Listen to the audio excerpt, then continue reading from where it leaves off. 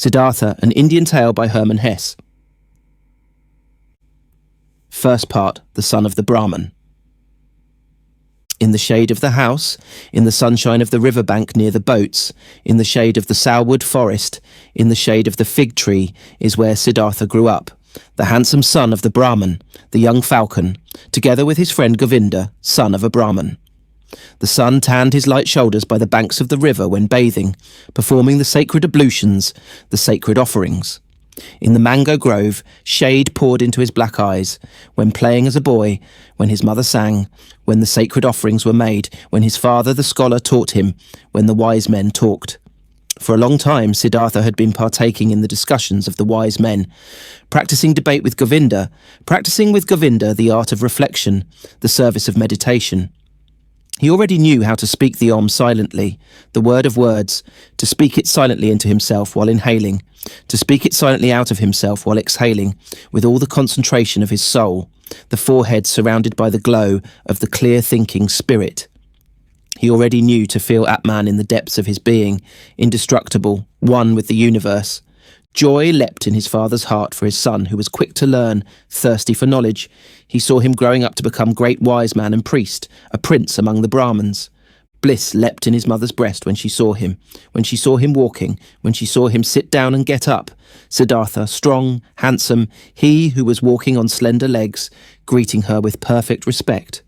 Love touched the hearts of the Brahmins' young daughters when Siddhartha walked through the lanes of the town with the luminous forehead, with the eye of a king, with his slim hips.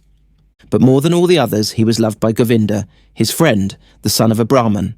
He loved Siddhartha's eye and sweet voice. He loved his walk and the perfect decency of his movements. He loved everything Siddhartha did and said, and what he loved most was his spirit, his transcendent, fiery thoughts, his ardent will, his high calling. Govinda knew he would not become a common Brahman, not a lazy official in charge of offerings, not a greedy merchant with magic spells, not a vain, vacuous speaker, not a mean, deceitful priest, and also not a decent, stupid sheep in the herd of the many. No, and he, Govinda, as well did not want to become one of those, not one of those tens of thousands of Brahmins. He wanted to follow Siddhartha, the beloved, the splendid, and in days to come, when Siddhartha would become a god, when he would join the glorious, then Govinda wanted to follow him as his friend, his companion, his servant, his spear carrier, his shadow. Siddhartha was thus loved by everyone. He was a source of joy for everybody. He was a delight for them all. But he, Siddhartha, was not a source of joy for himself. He found no delight in himself. Walking the rosy paths of the fig tree garden, sitting in the bluish shade of the grove of contemplation, washing his limbs daily in the bath of repentance, sacrificing in the dim shade of the mango forest, his gestures of perfect decency, everyone's love and joy, he still lacked all joy in his heart. Dreams and restless thoughts came into his mind, flowing from the water of the river, sparkling from the stars of the night, melting from the beams of the sun. Dreams came to him, and a restlessness of the soul, fuming from the sacrifices, breathing forth from the verses of the Rig Veda, being infused into him, drop by drop, from the teachings of the old Brahmins. Siddhartha had started to nurse discontent in himself. He had started to feel that the love of his father, and the love of his mother, and also the love of his friend, Govinda, would not bring him joy for ever and ever, would not nurse him, feed him, satisfy him. He had started to suspect that his venerable father and his other teachers, that the wise Brahmins had already revealed to him the most and best of their wisdom, that they had already filled his expecting vessel with their richness, and the vessel was not full, the spirit was not content, the soul was not calm, the heart was not satisfied. The ablutions were good, but they were water. They did not wash off the sin, they did not heal the spirit's thirst, they did not relieve the fear in his heart. The sacrifices and the invocation of the gods were excellent, but was that all? Did the sacrifices give a happy fortune? And what about the gods? Was it really Prajapati who had created the world? Was it not the Atman, he, the only one, the singular one? Were the gods not creations, created like me and you, subject to time, mortal? Was it therefore good? Was it right? Was it meaningful? And the highest occupation to make offerings to the gods? For whom else were offerings to be made? Who else was to be worshipped but him, the only one, the Atman? And where was Atman to be found? Where did he reside? Where did his eternal heart beat? Where else but in one's own self, in its innermost part, in its indestructible part, which everyone had in himself? But where was this self, this innermost part, this ultimate part? It was not flesh and bone, it was neither thought nor consciousness, thus the wisest ones taught. So where was it? To reach this place, the self, myself, the Atman, there was another way, which was worthwhile looking for. Alas, and nobody showed this way, nobody knew it, not the Father, and not the teachers, and wise men, not the holy sacrificial songs. They knew everything, the Brahmins and their holy books. They knew everything, they had taken care of everything, and of more than everything. The creation of the world, the origin of speech, of food, of inhaling, of exhaling, the arrangement of the senses, the acts of the gods, they knew infinitely much. But was it valuable to know all of this? Not knowing that one and only thing, the most important thing, the solely important thing. Surely many verses of the holy books, particularly in the Upanishads of Samaveda, spoke of this innermost and ultimate thing. Wonderful verses. Your soul is the whole world, was written there. And it was written that man in his sleep, in his deep sleep, would meet with his innermost part and would reside in the Atman. Marvellous wisdom was in these verses. All knowledge of the wisest ones had been collected here in magic words, pure as honey collected by bees. No, not to be looked down upon was the tremendous amount of enlightenment which lay here, collected and preserved by innumerable generations of wise Brahmans. But where were the Brahmans? Where the priests? Where the wise men or penitents who had succeeded in not just knowing this deepest of all knowledge, but also to live it? Where was the knowledgeable one who wove his spell to bring his familiarity with the Atman out of the sleep, into the state of being awake, into the life, into every step of the way, into word and deed? Siddhartha knew many venerable Brahmans, chiefly his father, the pure one, the scholar, the most venerable one. His father was to be admired, quiet and noble were his manners, pure his life, wise his words, delicate and noble thoughts lived behind its brow. But even he, who knew so much, did he live in blissfulness? Did he have peace? Was he not also just a searching man, a thirsty man? Did he not, again and again, have to drink from holy sources as a thirsty man, from the offerings, from the books, from the disputes of the Brahmans? Why did he, the irreproachable one, have to wash off sins every day, strive for a cleansing every day, over and over every day? Was not Atman in him? Did not the pristine source spring from his heart? It had to be found, the pristine source in one's own self, it had to be possessed. Everything else was searching, was a detour, was getting lost. Thus were Siddhartha's thoughts, this was his thirst, this was his suffering. Often he spoke to himself from a Chandogya Upanishad the words, "Truly, the name of the Brahman is Satyam. Verily, he who knows such a thing will enter the heavenly world every day." Often it seemed near, the heavenly world, but never he had reached it completely, never he had quenched the ultimate thirst. And among all the wise and wisest men he knew and whose instructions he had received, among all of them there was no one who had reached it completely, the heavenly world, who had quenched it completely, the eternal thirst. "Govinda," Siddhartha spoke to his friend, "Govinda, my dear, come with me under the banyan tree. Let's practice meditation." They went to the banyan tree, they sat down, Siddhartha right here, Govinda 20 paces away. While putting himself down, ready to speak the Om, Siddhartha repeated, murmuring the verse, "Om is the bow, the arrow is soul. The Brahman is the arrow's target, that one should incessantly hit." After the usual time of the exercise in meditation had passed, Govinda rose. The evening had come. It was time to perform the evening's ablution. He called Siddhartha's name. Siddhartha did not answer. Siddhartha sat there lost in thought. His eyes were rigidly focused towards a very distant target. The tip of his tongue was protruding a little between the teeth. He seemed not to breathe. Thus sat he, wrapped up in contemplation, thinking Om, his soul sent after the Brahman as an arrow. Once Samanas had travelled through Siddhartha's town, ascetics on a pilgrimage, 3 skinny, withered men, neither old nor young, with dusty and bloody shoulders, almost naked, scorched by the sun, surrounded by loneliness, strangers and enemies to the world, strangers and lank jackals in the realm of humans. Behind them blew a hot scent of quiet passion, of destructive service, of merciless self-denial. In the evening, after the hour of contemplation, Siddhartha spoke to Govinda. Early tomorrow morning, my friend, Siddhartha will go to the Samanas. He will become a Samana. Govinda turned pale when he heard these words and read the decision in the motionless face of his friend, unstoppable like the arrow shot from the bow. Soon, and with the first glance, Govinda realised, now it is beginning. Now Siddhartha is taking his own way. Now his fate is beginning to sprout, and with his, my own. And he turned pale like a dry banana skin. "Oh, Siddhartha," he exclaimed, "will your father permit you to do that?" Siddhartha looked over as if he was just waking up. Arrowfast he read in Govinda's soul, read the fear, read the submission. "Oh, Govinda," he spoke quietly, "let's not waste words. Tomorrow at daybreak I will begin the life of the Samanas. Speak no more of it." Siddhartha entered the chamber, where his father was sitting on a mat of bast, and stepped behind his father and remained standing there until his father felt that someone was standing behind him. Quoth the Brahman, "Is that you, Siddhartha? Then say what you came to say." Quoth Siddhartha, "With your permission, my father. I came to tell you that it is my longing to leave your house tomorrow and go to the ascetics. My desire is to become a Samana. May my father not oppose this." The Brahman fell silent and remained silent for so long that the stars in the small window wandered and changed their relative positions ere the silence was broken. Silent and motionless stood the son with his arms folded. Silent and motionless sat the father on the mat, and the stars traced their paths in the sky. Then spoke the father, "Not proper it is for a Brahman to speak harsh and angry words, but indignation is in my heart. I wish not to hear this request for a second time from your mouth." Slowly the Brahman rose. Siddhartha stood silently, his arms folded. "What are you waiting for?" asked the father.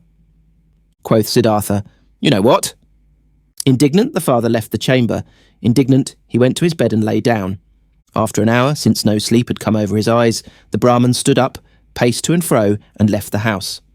Through the small window of the chamber, he looked back inside, and there he saw Siddhartha standing, his arms folded, not moving from his spot.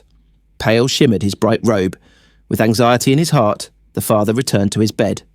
After another hour, since no sleep had come over his eyes, the Brahman stood up again, paced to and fro, walked out of the house, and saw that the moon had risen. Through the window of the chamber, he looked back inside. There stood Siddhartha, not moving from his spot, his arms folded, moonlight reflecting from his bare shins. With worry in his heart, the father went back to bed. And he came back after an hour. He came back after 2 hours, looked through the small window, saw Siddhartha standing, in the moonlight, by the light of the stars, in the darkness. And he came back hour after hour silently. He looked into the chamber, saw him standing in the same place, filled his heart with anger, filled his heart with unrest, filled his heart with anguish, filled it with sadness. And in the night's last hour before the day began, he returned, stepped into the room, saw the young man standing there, who seemed tall and like a stranger to him. "Siddhartha," he spoke, "what are you waiting for? No, you know what? Will you always stand that way and wait until it becomes morning, noon and evening?" "I will stand and wait." "You will become tired, Siddhartha." "I will become tired." "You will fall asleep, Siddhartha." "I will not fall asleep." "You will die, Siddhartha." "I will die. And would you rather die than obey your father?" Siddhartha has always obeyed his father. "So will you abandon your plan?" Siddhartha will do what his father will tell him to do. The first light of day shone into the room. The Brahman saw that Siddhartha was trembling softly in his knees. In Siddhartha's face he saw no trembling. His eyes were fixed on a distant spot. Then his father realized that even now Siddhartha no longer dwelt with him in his home, that he had already left him. The father touched Siddhartha's shoulder. "You will," he spoke, "go into the forest and be a Samana. When you will have found blissfulness in the forest, then come back and teach me to be blissful. If you'll find disappointment, then return, and let us once again make offerings to the gods together. Go now and kiss your mother, tell her where you are going to, but for me it is time to go to the river and to perform the first ablution." He took his hand from the shoulder of his son and went outside. Siddhartha wavered to the side as he tried to walk. He put his limbs back under control, bowed to his father, and went to his mother to do as his father had said. As he slowly left on stiff legs in the first light of day, the still quiet town, a shadow rose near the last hut, who had crouched there, and joined the pilgrim, Govinda. "You have come," said Siddhartha, and smiled. "I have come," said Govinda, "with the Samanas." In the evening of this day, they caught up with the ascetics, the skinny Samanas, and offered them their companionship and obedience. They were accepted. Siddhartha gave his garments to a poor Brahman in the street. He wore nothing more than the loincloth and the earth-coloured unsewn cloak. He ate only once a day, and never something cooked. He fasted for 15 days. He fasted for 28 days. The flesh waned from his thighs and cheeks. Feverish dreams flickered from his enlarged eyes. Long nails grew slowly on his parched fingers, and a dry, shaggy beard grew on his chin. His glance turned to ice when he encountered women. His mouth twitched with contempt when he walked through a city of nicely dressed people. He saw merchants trading, princes hunting, mourners wailing for their dead, whores offering themselves, physicians trying to help the sick, priests determining the most suitable day for seeding, lovers loving, mothers nursing their children, and all of this was not worthy of one look from his eye. It all lied, it all stank of lies. It all pretended to be meaningful and joyful and beautiful, and it all was just concealed putrefaction. The world tasted bitter. Life was torture. A goal stood before Siddhartha, a single goal, to become empty, empty of thirst, empty of wishing, empty of dreams, empty of joy and sorrow. Dead to himself, not to be a self anymore, to find tranquility with an emptied heart, to be open to miracles in unselfish thoughts, that was his goal. Once all of myself was overcome and had died, once every desire and every urge was silent in the heart, then the ultimate part of me had to awake, the innermost of my being, which is no longer myself, the great secret. Silently, Siddhartha exposed himself to burning rays of the sun directly above, glowing with pain, glowing with thirst, and stood there until he neither felt any pain nor thirst any more. Silently, he stood there in the rainy season. From his hair the water was dripping over freezing shoulders, over freezing hips and legs, and the penitent stood there until he could not feel the cold in his shoulders and legs any more, until they were silent, until they were quiet. Silently, he cowered in the thorny bushes. Blood dripped from the burning skin. From festering wounds dripped pus, and Siddhartha stayed rigidly, stayed motionless, until no blood flowed anymore, until nothing stung anymore, until nothing burned anymore. Siddhartha sat upright and learned to breathe sparingly, learned to get along with only few breaths, learned to stop breathing. He learned, beginning with the breath, to calm the beat of his heart, learned to reduce the beats of his heart, until they were only a few and almost none. Instructed by the oldest of the Samanas, Siddhartha practiced self-denial, practiced meditation, according to a new Samana rules. A heron flew over the bamboo forest, and Siddhartha accepted the heron into his soul, flew over forest and mountains, was a heron, ate fish, felt the pangs of a heron's hunger, spoke the heron's croak, died a heron's death.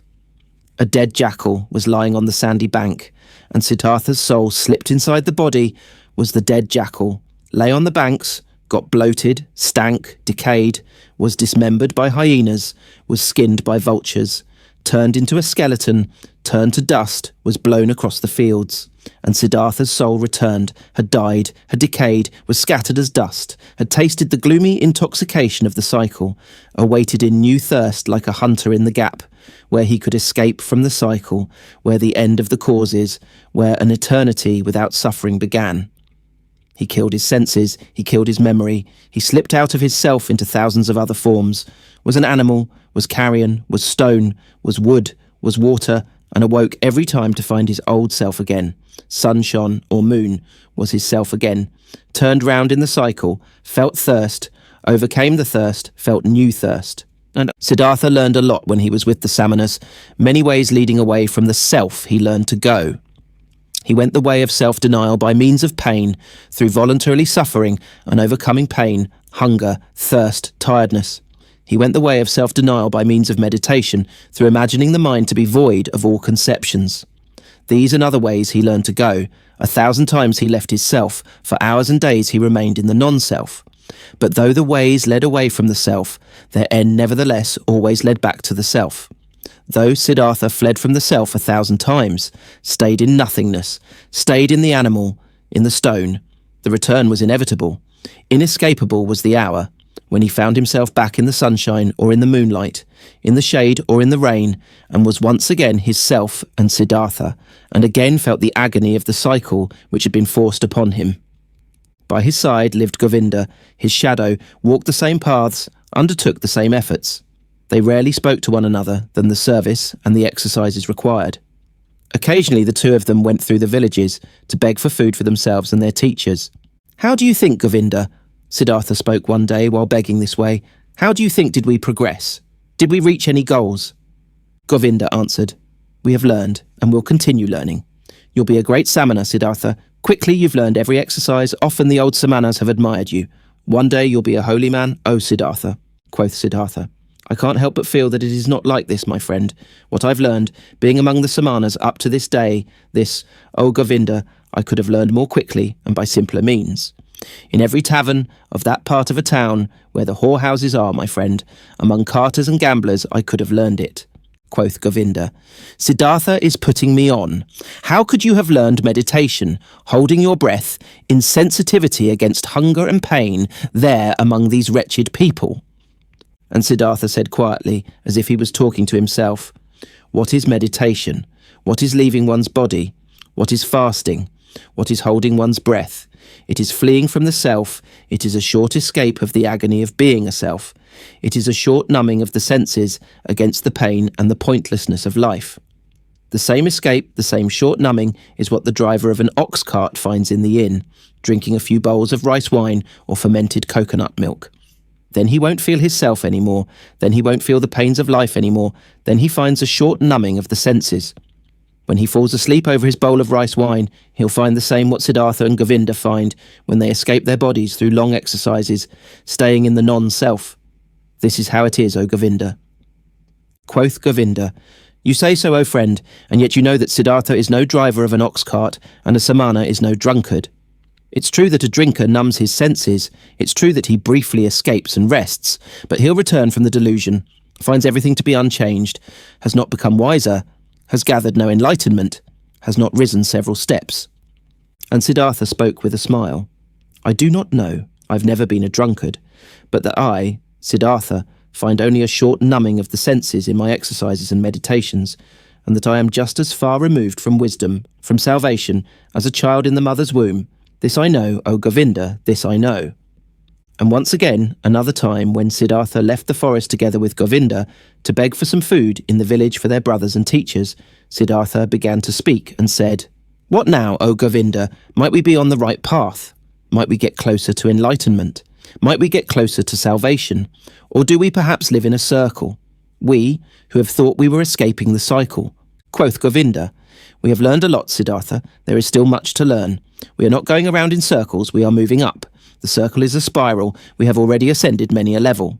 Siddhartha answered, "How old would you think is our oldest Samana, our venerable teacher?" Quoth Govinda, "Our oldest one might be about 60 years of age, on top." And Siddhartha, "He has lived for 60 years and has not reached the nirvana.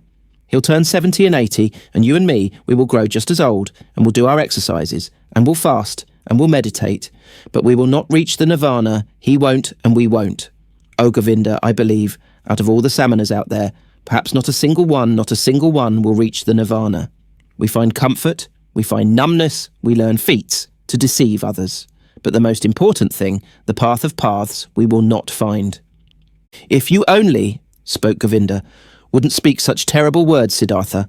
How could it be that among so many learned men, among so many Brahmans, among so many austere and venerable Samanas, among so many who are searching, so many who are eagerly trying, so many holy men, no one will find the path of paths?" But Siddhartha said in a voice which contained just as much sadness as mockery, with a quiet, a slightly sad, a slightly mocking voice, "Soon, Govinda, your friend will leave the path of the Samanas. He has walked along your side for so long. I'm suffering of thirst, O Govinda, and on this long path of a Samana, my thirst has remained as strong as ever. I always thirsted for knowledge. I've always been full of questions. I have asked the Brahmins year after year, and I have asked the holy Vedas year after year, and I have asked the devotee Samanas year after year. Perhaps, O Govinda, it had been just as well, had been just as smart and just as profitable, if I had asked the hornbill bird or the chimpanzee. It took me a long time, and I'm not finished learning this yet, O Govinda, that there is nothing to be learned. There is indeed no such thing, so I believe, as what we refer to as learning. There is, oh my friend, just one knowledge. This is everywhere, this is Atman, this is within me, and within you, and within every creature. and so I'm starting to believe that this knowledge has no worse enemy than the desire to know it, than learning."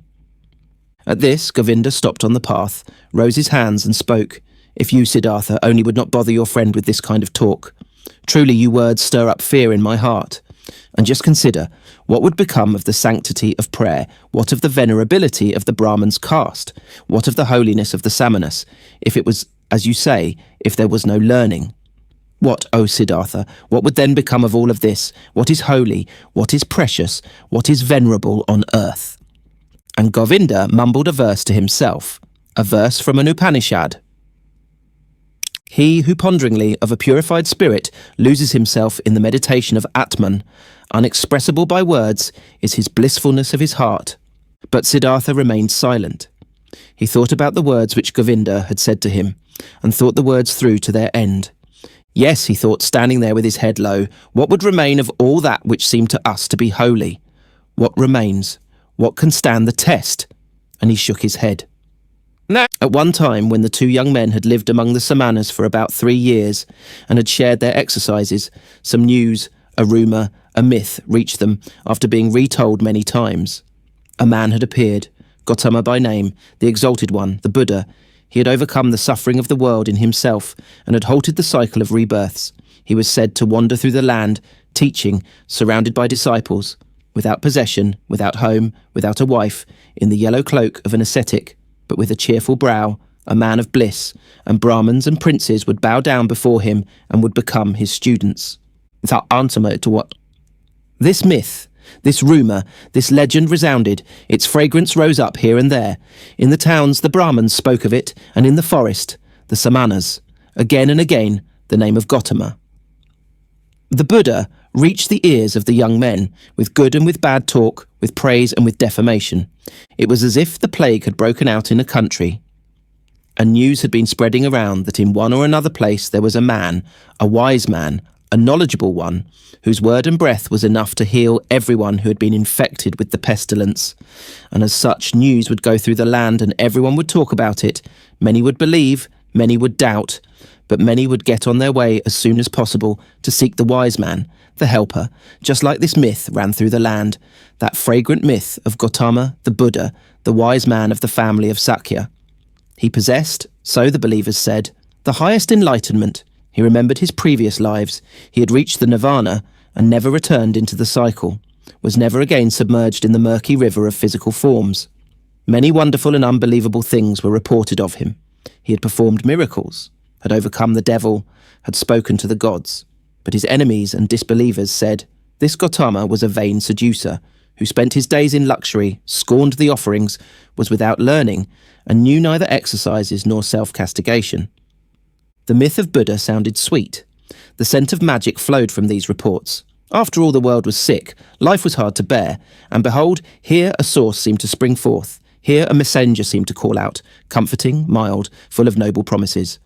Everywhere where the rumour of Buddha was heard, everywhere in the lands of India, the young men listened up, felt a longing, felt hope, and among the Brahman's sons of the towns and villages, every pilgrim and stranger was welcome when he brought news of him. The exalted one, the Sakya Muni.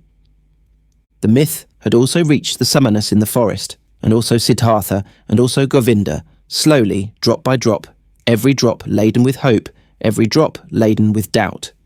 They rarely talked about it, because the oldest one of the Samanas did not like this myth. He had heard that this alleged Buddha used to be an ascetic before and had lived in the forest, but had then turned back to luxury and worldly pleasures, and he had no high opinion of this Gotama. "Oh, Siddhartha," Govinda spoke one day to his friend. "Today I was in the village, and a Brahman invited me into his house, and in his house there was the son of a Brahman from Magadha, who has seen the Buddha with his own eyes, and has heard him teach. Verily, this made my chest ache when I breathed, and thought to myself, if only I would too, if only we both would too, Siddhartha and me, live to see the hour when we will hear the teachings from the mouth of this perfected man. Speak, friend, wouldn't we want to go there too, and listen to the teachings from the Buddha's mouth?" Quoth Siddhartha, "Always, O Govinda, I had thought Govinda would stay with the Samanas. Always I had believed his goal was to live to be 60 and 70 years of age, and to keep on practicing those feats and exercises, which are becoming a Samana. But behold, I had not known Govinda well enough. I knew little of his heart. So now you, my faithful friend, want to take a new path and go there, where the Buddha spreads his teachings. Quoth Govinda, "You're mocking me, mock me if you like, Siddhartha, but have you not also developed a desire, an eagerness to hear these teachings, and have you not at one time said to me, you would not walk the path of the Samanas for much longer?" At this, Siddhartha laughed in his very own manner, in which his voice assumed a touch of sadness and a touch of mockery, and said, "Well, Govinda, you've spoken well, you've remembered correctly. If you only remembered the other thing as well, you've heard from me, which is that I have grown distrustful and tired against teachings and learning, and that my faith in words which are brought to us by teachers is small. But let's do it, my dear. I am willing to listen to these teachings, though in my heart I believe that we've already tasted the best fruit of these teachings." Quoth Govinda, "Your willingness delights my heart. But tell me, how should this be possible? How should the Gotama's teachings, even before we have heard them, have already revealed their best fruit to us?" Quoth Siddhartha, "Let us eat this fruit and wait for the rest, O Govinda. But this fruit, which we already now receive thanks to the Gotama, consisted in him calling us away from the Samanas. Whether he has also other and better things to give us, O friend, let us await with calm hearts." On this very same day, Siddhartha informed the oldest one of the Samanas of his decision, that he wanted to leave him. He informed the oldest one, with all the courtesy and modesty becoming to a younger one and a student. But the Samana became angry because the two young men wanted to leave him and talked loudly and used crude swear words. Govinda was startled and became embarrassed, but Siddhartha put his mouth close to Govinda's ear and whispered to him, "Now, I want to show the old man that I've learned something from him." Positioning himself closely in front of the Samana with a concentrated soul, he captured the old man's glance with his glances, deprived him of his power, made him mute, took away his free will, subdued him under his own will, commanded him to do silently whatever he demanded him to do. The old man became mute. His eyes became motionless, his will was paralysed, his arms were hanging down. Without power, he had fallen victim to Siddhartha's spell. But Siddhartha's thoughts brought the Samana under their control. He had to carry out what they commanded. And thus, the old man made several bows, performed gestures of blessing, spoke stammeringly a godly wish for a good journey. And the young men returned the bows with thanks, returned the wish, went on their way with salutations. On the way, Govinda said, "O Siddhartha, you have learned more from the Samanas than I knew. It is very hard to cast a spell on an old Samana. Truly, if you had stayed there, you would soon have learned to walk on water." "I do not seek to walk on water," said Siddhartha. "Let old Samanas be content with such feats." Gotama. In the town of Savatthi, every child knew the name of the exalted Buddha, and every house was prepared to fill the alms dish of Gotama's disciples, the silently begging ones. Near the town was Gotama's favourite place to stay, the grove of Jetavana, which the rich merchant Anathapindika, an obedient worshipper of the Exalted One, had given him and his people for a gift. All tales and answers, which the two young ascetics had received in their search for Gotama's abode, had pointed them towards this area. And arriving at Savatthi, in the very first house, before the door of which they stopped to beg, food has been offered to them, and they accepted the food, and Siddhartha asked the woman who handed them the food, "We would like to know, O charitable one, where the Buddha dwells, the most venerable one, for we are two Samanas from the forest, and have come to see him, the perfected one, and to hear the teachings from his mouth." Quoth the woman, "Here you have truly come to the right place, you Samanas from the forest. You should know, in Jetavana, in the garden of Anathapindika, is where the Exalted One dwells. There you pilgrims shall spend the night, for there is enough space for the innumerable who flock here to hear the teachings from his mouth." This made Govinda happy, and full of joy he exclaimed, "Well, so thus we have reached our destination, and our path has come to an end. But tell us, O mother of the pilgrims, do you know him, the Buddha? Have you seen him with your own eyes?" Quoth the woman, "Many times I have seen him, the Exalted One. On many days I have seen him, walking through the alleys in silence, wearing his yellow cloak, presenting his alms dish in silence at the doors of the houses, leaving with a filled dish." Delightedly Govinda listened and wanted to ask and hear much more, but Siddhartha urged him to walk on. They thanked and left, and hardly had to ask for directions, for rather many pilgrims and monks as well from Gotama's community were on their way to the Jetavana, and since they reached it at night, there were constant arrivals, shouts, and talk of those who sought shelter and got it. The two Samanas, accustomed to life in the forest, found quickly, and without making any noise, a place to stay, and rested there until the morning. At sunrise, they saw with astonishment what a large crowd of believers and curious people had spent the night here. On all paths of the marvellous grove, monks walked in yellow robes. Under the trees they sat here and there in deep contemplation or in a conversation about spiritual matters. The shady gardens looked like a city, full of people, bustling like bees. The majority of the monks went out with their alms dish to collect food in town for their lunch, the only meal of the day. The Buddha himself, the enlightened one, was also in the habit of taking this walk to beg in the morning. Siddhartha saw him, and he instantly recognized him, as if a god had pointed him out to him. He saw him, a simple man in a yellow robe, bearing the alms dish in his hand, walking silently. "Look here," Siddhartha said quietly to Govinda. "This one is the Buddha." Attentively, Govinda looked at the monk in the yellow robe, who seemed to be in no way different from the hundreds of other monks. And soon Govinda also realized, this is the one. And they followed him and observed him. The Buddha went on his way, modestly and deep in his thoughts. His calm face was neither happy nor sad. It seemed to smile quietly and inwardly. With a hidden smile, quiet, calm, somewhat resembling a healthy child, the Buddha walked, wore the robe, and placed his feet just as all of his monks did, according to a precise rule. But his face and his walk, his quietly lowered glance, his quietly dangling hand, and even every finger of his quietly dangling hand expressed peace, expressed perfection, did not search, did not imitate, breathed softly in an unwithering calm, in an unwithering light, an untouchable peace. Thus Gotama walked towards the town to collect alms, and the two Samanas recognized him solely by the perfection of his calm, by the quietness of his appearance, in which there was no searching, no desire, no imitation, no effort to be seen, only light and peace. "Today we'll hear the teachings from his mouth," said Govinda. Siddhartha did not answer. He felt little curiosity for the teachings. He did not believe that they would teach him anything new, but he had, just as Govinda had, heard the contents of this Buddha's teachings again and again, though these reports only represented second or third-hand information. But attentively he looked at Gotama's head, his shoulders, his feet, his quietly dangling hand, and it seemed to him as if every joint of every finger of this hand was of these teachings, spoke of, breathed of, exhaled the fragrant of, glistened of truth. This man, this Buddha, was truthful down to the gesture of his last finger. This man was holy. Never before Siddhartha had venerated a person so much. Never before he had loved a person as much as this one. They both followed the Buddha until they reached the town, and then returned in silence, for they themselves intended to abstain from on this day. They saw Gotama returning. What he ate could not even have satisfied a bird's appetite, and they saw him retiring into the shade of the mango trees. But in the evening, when the heat cooled down, and everyone in the camp started to bustle about and gathered around, they heard the Buddha teaching. They heard his voice, and it was also perfected, was of perfect calmness, was full of peace.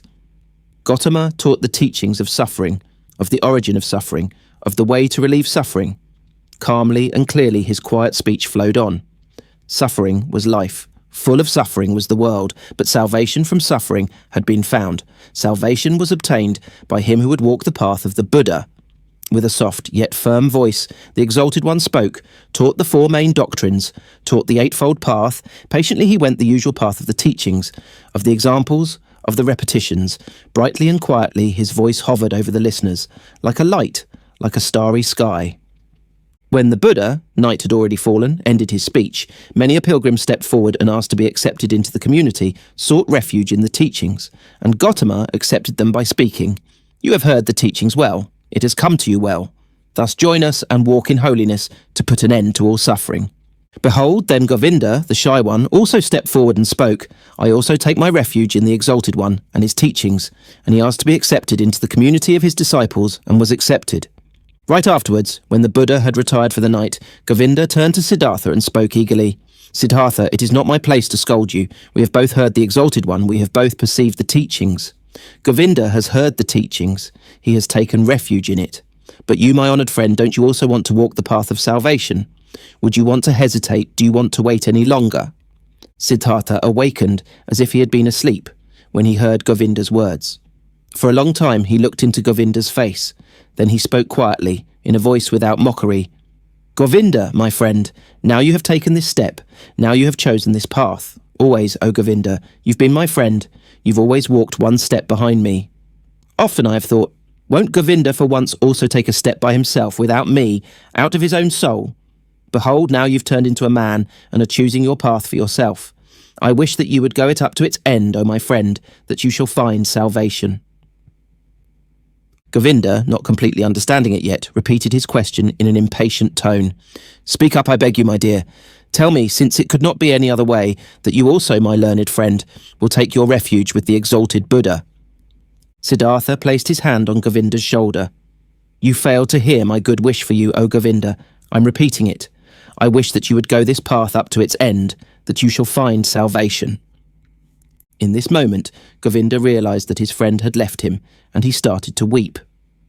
Siddhartha! He exclaimed lamentingly. Siddhartha kindly spoke to him.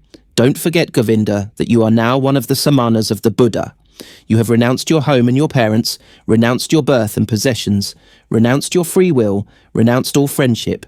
This is what the teachings require. This is what the Exalted One wants.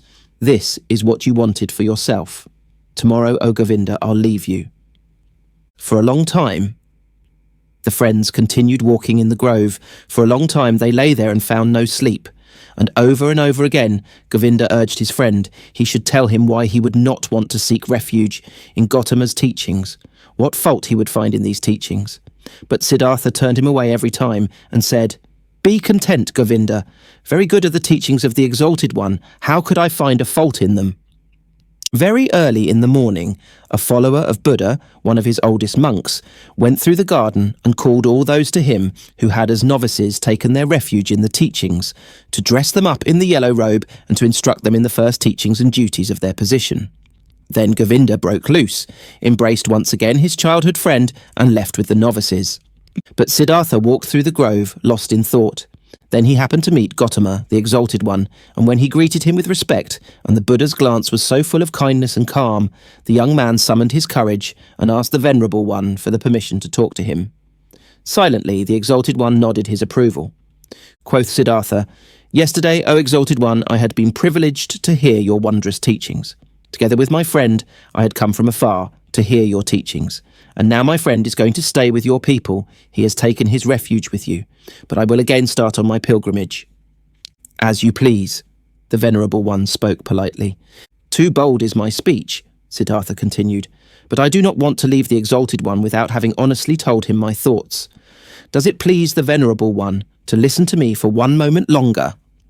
Silently, the Buddha nodded his approval. Quoth Siddhartha, One thing, O most Venerable One, I have admired in your teachings most of all. Everything in your teachings is perfectly clear, is proven. You are presenting the world as a perfect chain, a chain which is never and nowhere broken, an eternal chain the links of which are causes and effects.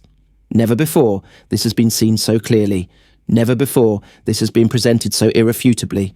Truly, the heart of every Brahman has to beat stronger with love, once he has seen the world through your teachings perfectly connected, without gaps, clear as a crystal, not depending on chance, not depending on gods.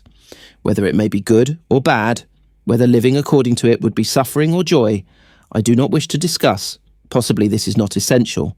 But the uniformity of the world, that everything which happens is connected, that the great and the small things are all encompassed by the same forces of time, by the same law of causes, of coming into being and of dying.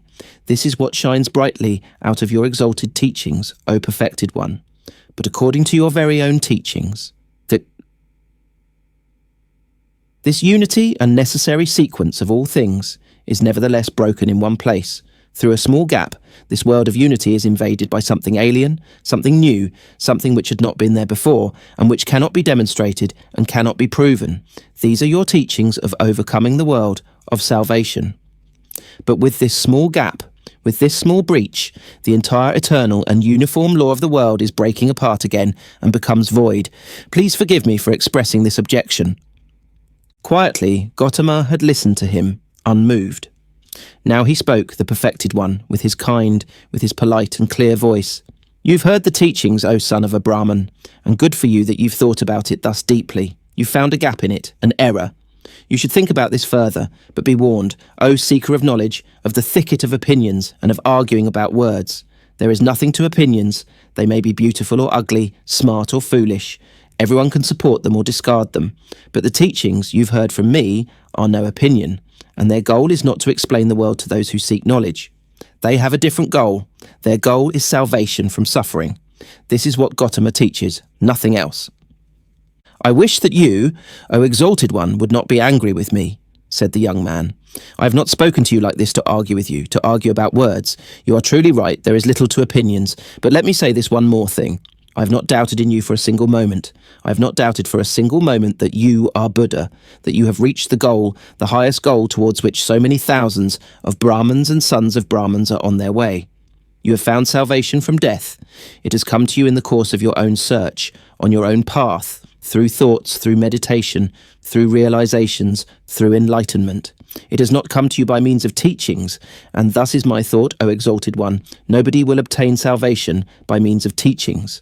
You will not be able to convey and say to anybody, O venerable one, in words and through teachings what has happened to you in the hour of enlightenment. The teachings of the enlightened Buddha contain much. It teaches many to live righteously, to avoid evil. But there is one thing which these so clear, these so venerable teachings do not contain. They do not contain the mystery of what the exalted one has experienced for himself, he alone among hundreds of thousands. This is what I have thought and realized when I have heard the teachings. This is why I am continuing my travels. Not to seek other, better teachings, for I know there are none, but to depart from all teachings and all teachers, and to reach my goal by myself, or to die. But often I'll think of this day, O exalted one, and of this hour, when my eyes beheld a holy man. The Buddha's eyes quietly looked to the ground. Quietly, in perfect equanimity, his inscrutable face was smiling. I wish, the Venerable One spoke slowly, that your thoughts shall not be in error, that you shall reach the goal. But tell me, have you seen the multitude of my Samanas, my many brothers, who have taken refuge in the teachings? And do you believe, O stranger, O Samanya, do you believe that it would be better for them all to abandon the teachings and to return into the life of the world and of desires? Far is such a thought from my mind, exclaimed Siddhartha. I wish that they shall all stay with the teachings, that they shall reach their goal. It is not my place to judge another person's life. Only for myself alone, I must decide, I must choose, I must refuse. Salvation from the self is what we Samanas search for, O exalted one. If I merely were one of your disciples, O venerable one, I'd fear that it might happen to me that only seemingly, only deceptively, myself would be calm and be redeemed, but that in truth it would live on and grow, for then I had replaced myself with the teachings, my duty to follow you, my love for you, and the community of the monks. With half of a smile, with an unwavering openness and kindness, Gotama looked into the stranger's eyes and bid him to leave with a hardly noticeable gesture. You are wise, O Samana, the Venerable One spoke. You know how to talk wisely, my friend. Be aware of too much wisdom. The Buddha turned away, and his glance and half of a smile remained forever etched in Siddhartha's memory. I have never before seen a person glance and smile. Sit and walk this way, he thought. Truly I wish to be able to glance and smile. Sit and walk this way too. Thus free, thus venerable, thus concealed, thus open, thus childlike and mysterious. Truly, only a person who has succeeded in reaching the innermost part of his self would glance and walk this way. Well so, I also will seek to reach the innermost part of myself. I saw a man, Siddhartha thought, a single man, before whom I would have to lower my glance. I do not want to lower my glance before any other, not before any other. No teachings will entice me any more, since this man's teachings have not enticed me. I am deprived by the Buddha, thought Siddhartha. I am deprived, and even more he has given to me. He has deprived me of my friend, the one who had believed in me and now believes in him, who had been my shadow and is now Gotama's shadow. But he has given me Siddhartha, myself. Awakening. When Siddhartha left the grove, where the Buddha, the perfected one, stayed behind, where Govinda stayed behind, then he felt that in this grove his past life also stayed behind and parted from him. He pondered about this sensation, which filled him completely as he was slowly walking along. He pondered deeply, like diving into a deep water. He let himself sink down to the ground of the sensation, down to the place where the causes lie, because to identify the causes, so it seemed to him, is the very essence of thinking, and by this alone sensations turn into realizations and are not lost, but become entities, and start to emit like rays of light what is inside of them. Slowly walking along, Siddhartha pondered. He realized that he was no youth anymore, but had turned into a man. He realized that one thing had left him, as a snake is left by its old skin, that one thing no longer existed in him, which had accompanied him throughout his youth, and used to be a part of him, the wish to have teachers and to listen to teachings. He had also left the last teacher who had appeared on his path, even him, the highest and wisest teacher, the most holy one, Buddha. He had left him, had to part with him, was not able to accept his teachings. Slower, he walked along in his thoughts and asked himself, but what is this, what you have sought to learn from teachings and from teachers, and what they, who have taught you much, were still unable to teach you? And he found it was the self, the purpose and essence of which I sought to learn. It was the self I wanted to free myself from, which I sought to overcome, but I was not able to overcome it, could only deceive it, could only flee from it, only hide from it. Truly no thing in this world has kept my thoughts thus busy as this my very own self, this mystery of me being alive, of me being one and being separated and isolated from all others, of me being Siddhartha. And there is no thing in this world I know less about than about me, about Siddhartha. Having been pondering while slowly walking along, he now stopped as these thoughts caught hold of him, and right away another thought sprang forth from these, a new thought, which was, that I know nothing about myself, that Siddhartha has remained thus alien and unknown to me, stems from one cause, a single cause. I was afraid of myself. I was fleeing from myself. I searched Atman. I searched Brahman.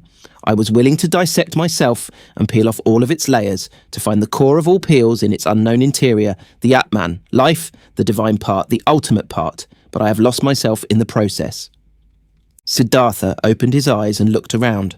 A smile filled his face, and a feeling of awakening from long dreams flowed through him from his head down to his toes. And it was not long before he walked again, walked quickly like a man who knows what he has got to do. Oh, he thought, taking a deep breath, now I would not let Siddhartha escape from me again. No longer, I want to begin my thoughts and my life with Atman and with the suffering of the world. I do not want to kill and dissect myself any longer, to find a secret behind the ruins. Neither Yoga Veda shall teach me anymore, nor Atharva Veda, nor the ascetics, nor any kind of teachings.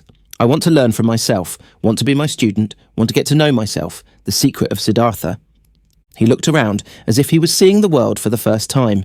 Beautiful was the world, colourful was the world, strange and mysterious was the world. Here was blue, here was yellow, here was green, the sky and the river flowed, the forest and the mountains were rigid, all of it was beautiful. All of it was mysterious and magical, and in its midst was he, Siddhartha, the awakening one, on the path to himself. All this yellow and blue, river and forest, entered Siddhartha for the first time through the eyes, was no longer a spell of Mara, was no longer the veil of Maya, was no longer a pointless and coincidental diversity of mere appearances, despicable to the deeply thinking Brahman, who scorns diversity, who seeks unity. Blue was blue, river was river, and if also in the blue and the river in Siddhartha, the singular and divine lived hidden, so it was still that very divinity's way and purpose, to be here yellow, here blue, there sky, there forest, and here Siddhartha. The purpose and the essential properties were not somewhere behind the things, they were in them, in everything. How deaf and stupid have I been, he thought, walking swiftly along. When someone reads a text, wants to discover its meaning, he will not scorn the symbols and letters and call them deceptions, coincidence, and worthless hull, but he will read them, he will study and love them, letter by letter. But I, who wanted to read the book of the world and the book of my own being, I have, for the sake of a meaning I had anticipated before I read, scorned the symbols and letters. I called the visible world a deception, called my eyes and my tongue coincidental and worthless forms without substance. No, this is over. I have awakened. I have indeed awakened, and have not been born before this very day. In thinking these thoughts, Siddhartha stopped once again, suddenly, as if there was a snake lying in front of him on the path. Because suddenly, he had also become aware of this. He, who was indeed like someone who had just woken up, or like a newborn baby, He had to start his life anew and start again at the very beginning. When he had left in this very morning from the grove Jetavana, the grove of that exalted one, already awakening, already on the path towards himself, he had every intention, regarded as natural and took for granted, that he, after years as an ascetic, would return to his home and his father. But now, only in this moment, when he stopped as if a snake was lying on his path, he also awoke to this realization. But I am no longer the one I was. I am no ascetic anymore. I am not a priest anymore. I am no Brahman anymore. Whatever should I do at home and at my father's place? Study, make offerings, practice meditation. But all this is over. All of this is no longer alongside my path. Motionless, Siddhartha remained standing there, and for the time of one moment and breath, his heart felt cold. He felt a cold in his chest, as a small animal, a bird or a rabbit, would when seeing how alone he was. For many years, he had been without home and had felt nothing. Now he felt it. Still, even in the deepest meditation, he had been his father's son, had been a Brahman, of a high caste, a cleric. Now, he was nothing but Siddhartha, the awoken one. Nothing else was left. Deeply, he inhaled, and for a moment he felt cold and shivered. Nobody was thus alone as he was. There was no nobleman who did not belong to the nobleman, no worker that did not belong to the workers, and found refuge with them, shared their life, spoke their language. No Brahman who would not be regarded as Brahmans and lived with them, no ascetic who would not find his refuge in the caste of the Samanas, and even the most forlorn hermit in the forest was not just one and alone. He was also surrounded by a place he belonged to. He also belonged to a caste in which he was at home. Govinda had become a monk, and 1,000 monks were his brothers, wore the same robe as he, believed in his faith, spoke his language. But he, Siddhartha, where did he belong to?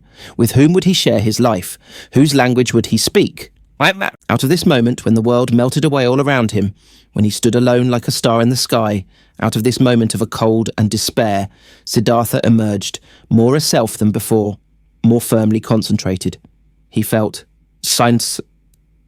This had been the last tremor of the awakening, the last struggle of this birth, and it was not long until he walked again in long strides, started to proceed swiftly and impatiently, heading no longer for home, no longer to his father, no longer back. Second part, Kamala. Siddhartha learned something new on every step of his path, for the world was transformed, and his heart was enchanted. He saw the sun rising over the mountains with their forests and setting over the distant beach with its palm trees. At night he saw the stars in the sky in their fixed positions, and the crescent of the moon floating like a boat in the blue. He saw trees, stars, animals, clouds, rainbows, rocks, herbs, flowers, stream and river, the glistening dew in the bushes in the morning, distant high mountains which were blue and pale, birds sang and bees, wind silverishly blew through the rice field. All of this, 1,000-fold and colourful, had always been there, always the sun and the moon had shone, always rivers had roared and bees had buzzed, but in former times all of this had been nothing more to Siddhartha than a fleeting, deceptive veil before his eyes, looked upon in distrust, destined to be penetrated and destroyed by thought, since it was not the essential existence, since this essence lay beyond, on the other side of the visible. But now, his liberated eyes stayed on this side. He saw and became aware of the visible, sought to be at home in this world, did not search for the true essence, did not aim at a world beyond. Beautiful was this world, looking at it thus without searching, thus simply, thus childlike. Beautiful were the moon and the stars, beautiful was the stream and the banks, the forest and the rocks, the goat and the gold beetle, the flower and the butterfly. Beautiful and lovely it was, thus to walk through the world, thus childlike, thus awoken, thus open to what is near, thus without distrust. Differently the sun burnt the head, differently the shade of the forest cooled him down, differently the stream and the cistern, the pumpkin and the banana tasted. Short were the days, short the nights, every hour sped swiftly away like a sail on the sea, and under the sail was a ship full of treasures, full of joy. Siddhartha saw a group of apes moving through the high canopy of the forest, high in the branches, and heard their savage, greedy song. Siddhartha saw a male sheep following a female one and mating with her. In a lake of reeds, he saw the pike hungrily hunting for its dinner. Propelling themselves away from it, in fear, wiggling and sparkling, the young fish jumped in droves out of the water. The scent of strength and passion came forcefully out of the hasty eddies of the water, which the pike stirred up, impetuously hunting. All of this had always existed, and he had not seen it, he had not been with it. Now he was with it, he was part of it. Light and shadow ran through his eyes, stars and moon ran through his heart.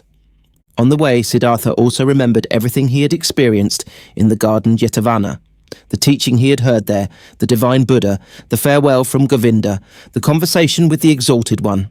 Again he remembered his own words. He had spoken to the Exalted One every word, and with astonishment he became aware of the fact that there he had said things which he had not really known yet at this time. What he had said to Gotama, his, the Buddha's, treasure and secret was not the teachings, but the unexpressible and not teachable, which he had experienced in the hour of his enlightenment. It was nothing but this very thing which he had now gone to experience, what he now began to experience. Now he had to experience his self. It is true that he had already known for a long time that his self was Atman, in its essence bearing the same eternal characteristics as Brahman, but never he had really found this self because he had wanted to capture it in the net of thought. With the body definitely not being the self, and not the spectacle of the senses, so it also was not the thought, not the rational mind, not the learned wisdom, not the learned ability to draw conclusions and to develop previous thoughts into new ones. No, this world of thought was also still on this side, and nothing could be achieved by killing the random self of the senses, if the random self of thoughts and learned knowledge was fattened on the other hand. Both, the thoughts as well as the senses, were pretty things. The ultimate meaning was hidden behind both of them. Both had to be listened to, both had to be played with, both neither had to be scorned nor overestimated. From both the secret voices of the innermost truth had to be attentively perceived. He wanted to strive for nothing, except for what the voice commanded him to strive for, dwell on nothing, except where the voice would advise him to do so. Why had Gotama, at that time, in the hour of all hours, sat down under the bow tree where the enlightenment hit him? He had heard a voice in his own heart, which had commanded him to seek rest under this tree. And he had neither preferred self-castigation, offerings, ablutions, nor prayer, neither food nor drink, neither sleep nor dream. He had obeyed the voice. To obey like this, not to an external command, only to the voice. To be ready like this was good. This was necessary. Nothing else was necessary. In the night, when he slept in the straw hut of a ferryman by the river, Siddhartha had a dream. Govinda was standing in front of him, dressed in the yellow robe of an ascetic. Sad was how Govinda looked like. Sadly he asked, "Why have you forsaken me?" At this, he embraced Govinda, wrapped his arms around him, and as he was pulling him close to his chest and kissed him, it was not Govinda anymore, but a woman, and a full breast popped out of the woman's dress, at which Siddhartha lay and drank, sweetly and strongly tasted the milk from this breast. It tasted of woman and man, of sun and forest, of animal and flower, of every fruit, of every joyful desire. It intoxicated him and rendered him unconscious. When Siddhartha woke up, the pale river shimmered through the door of the hut, and in the forest a dark call of an owl resounded deeply and pleasantly. When the day began, Siddhartha asked his host, the ferryman, to get him across the river. The ferryman got him across the river on his bamboo raft. The wide water shimmered reddishly in the light of the morning. "This is a beautiful river," he said to his companion. "Yes," said the ferryman, "a very beautiful river. I love it more than anything. Often I have listened to it, often I have looked into its eyes, and always I have learned from it. Much can be learned from a river." "I thank you, my benefactor," spoke Siddhartha, disembarking on the other side of the river. "I have no gift I could give you for your hospitality, my dear, and also no payment for your work. I am a man without a home, a son of a Brahman and a Samana." "I did see it," spoke the ferryman, "and I haven't expected any payment from you, and no gift, which would be the custom for guests to bear. You will give me the gift another time." "Do you think so?" asked Siddhartha amusedly. "Surely. This too I have learned from the river. Everything is coming back. You too, Samana, will come back. Now farewell. Let your friendship be my reward. Commemorate me, when you'll make offerings to the gods." Smiling, they parted. Smiling, Siddhartha was happy about the friendship and the kindness of the ferryman. "He is like Govinda," he thought with a smile. "All I meet on my path are like Govinda. All are thankful, though they are the ones who would have a right to receive thanks. All are submissive, all would like to be friends, like to obey, think little, like children are all people." At about noon, he came through a village. In front of the mud cottages, children were rolling about in the street, were playing with pumpkin seeds and seashells, screamed and wrestled, but they all timidly fled from the unknown Samana. In the end of the village, the path led through a stream, and by the side of the stream a young woman was kneeling and washing clothes. When Siddhartha greeted her, she lifted her head and looked up to him with a smile, so that he saw the white in her eyes glistening. He called out a blessing to her, as it is the custom among travellers, and asked how far he still had to go to reach the large city. Then she got up and came to him. Beautifully, her wet mouth was shimmering in her young face. She exchanged humorous banter with him, asked whether he had eaten already, and whether it was true that the Samanas slept alone in the forest at night and were not allowed to have any women with them. While talking, she put her left foot on his right one and made a movement, as a woman does who would want to initiate that kind of sexual pleasure with a man, which the textbooks call climbing a tree. Siddhartha felt his blood heating up, and since in this moment he had to think of his dream again, he bent slightly down to the woman and kissed with his lips the brown nipple of her breast. Looking up, he saw her face smiling full of lust, and her eyes with contracted pupils, begging with desire. Siddhartha also felt desire and felt the source of his sexuality moving, but since he had never touched a woman before, he hesitated for a moment, while his hands were already prepared to reach out for her. And in this moment he heard, shuddering with awe, the voice of his innermost self, and this voice said, "No." Then all charms disappeared from the young woman's smiling face. He no longer saw anything else but the damp glance of a female animal in heat. Politely he petted her cheek, turned away from her, and disappeared away from the disappointed woman with light steps into the bamboo wood. On this day, he reached the large city before the evening and was happy, for he felt the need to be among people. For a long time he had lived in the forests, and the straw hut of the Ferryman, in which he had slept that night, had been the first roof for a long time he had had over his head. Before the city, in a beautifully fenced grove, the traveller came across a small group of servants, both male and female, carrying baskets. In their midst, carried by 4 servants, in an ornamental sedan chair, sat a woman, the mistress, on red pillows under a colourful canopy. Siddhartha stopped at the entrance to the pleasure garden and watched the parade, saw the servants, the maids, the baskets, saw the sedan chair and saw the lady in it. Under black hair, which made to tower high on her head, he saw a very fair, very delicate, very smart face, a brightly red mouth like a freshly cracked fig, eyebrows which were well tended and painted in a high arch, smart and watchful dark eyes, a clear tall neck rising from a green and golden garment, resting fair hands, long and thin, with wide golden bracelets over the wrists. Siddhartha saw how beautiful she was, and his heart rejoiced. He bowed deeply when the sedan chair came closer, and straightening up again, he looked at the fair, charming face, read for a moment in the smart eyes with the high arcs above, breathed in a slight fragrant he did not know. With a smile, the beautiful woman nodded for a moment and disappeared into the grove, and then the servants as well. Thus I am entering this city, Siddhartha thought with a charming omen. He instantly felt drawn into the grove, but he thought about it, and only now he became aware of how the servants and maids had looked at him at the entrance. How despicable, how distrustful, how rejecting. I am still a Samana, he thought. I am still an ascetic and beggar.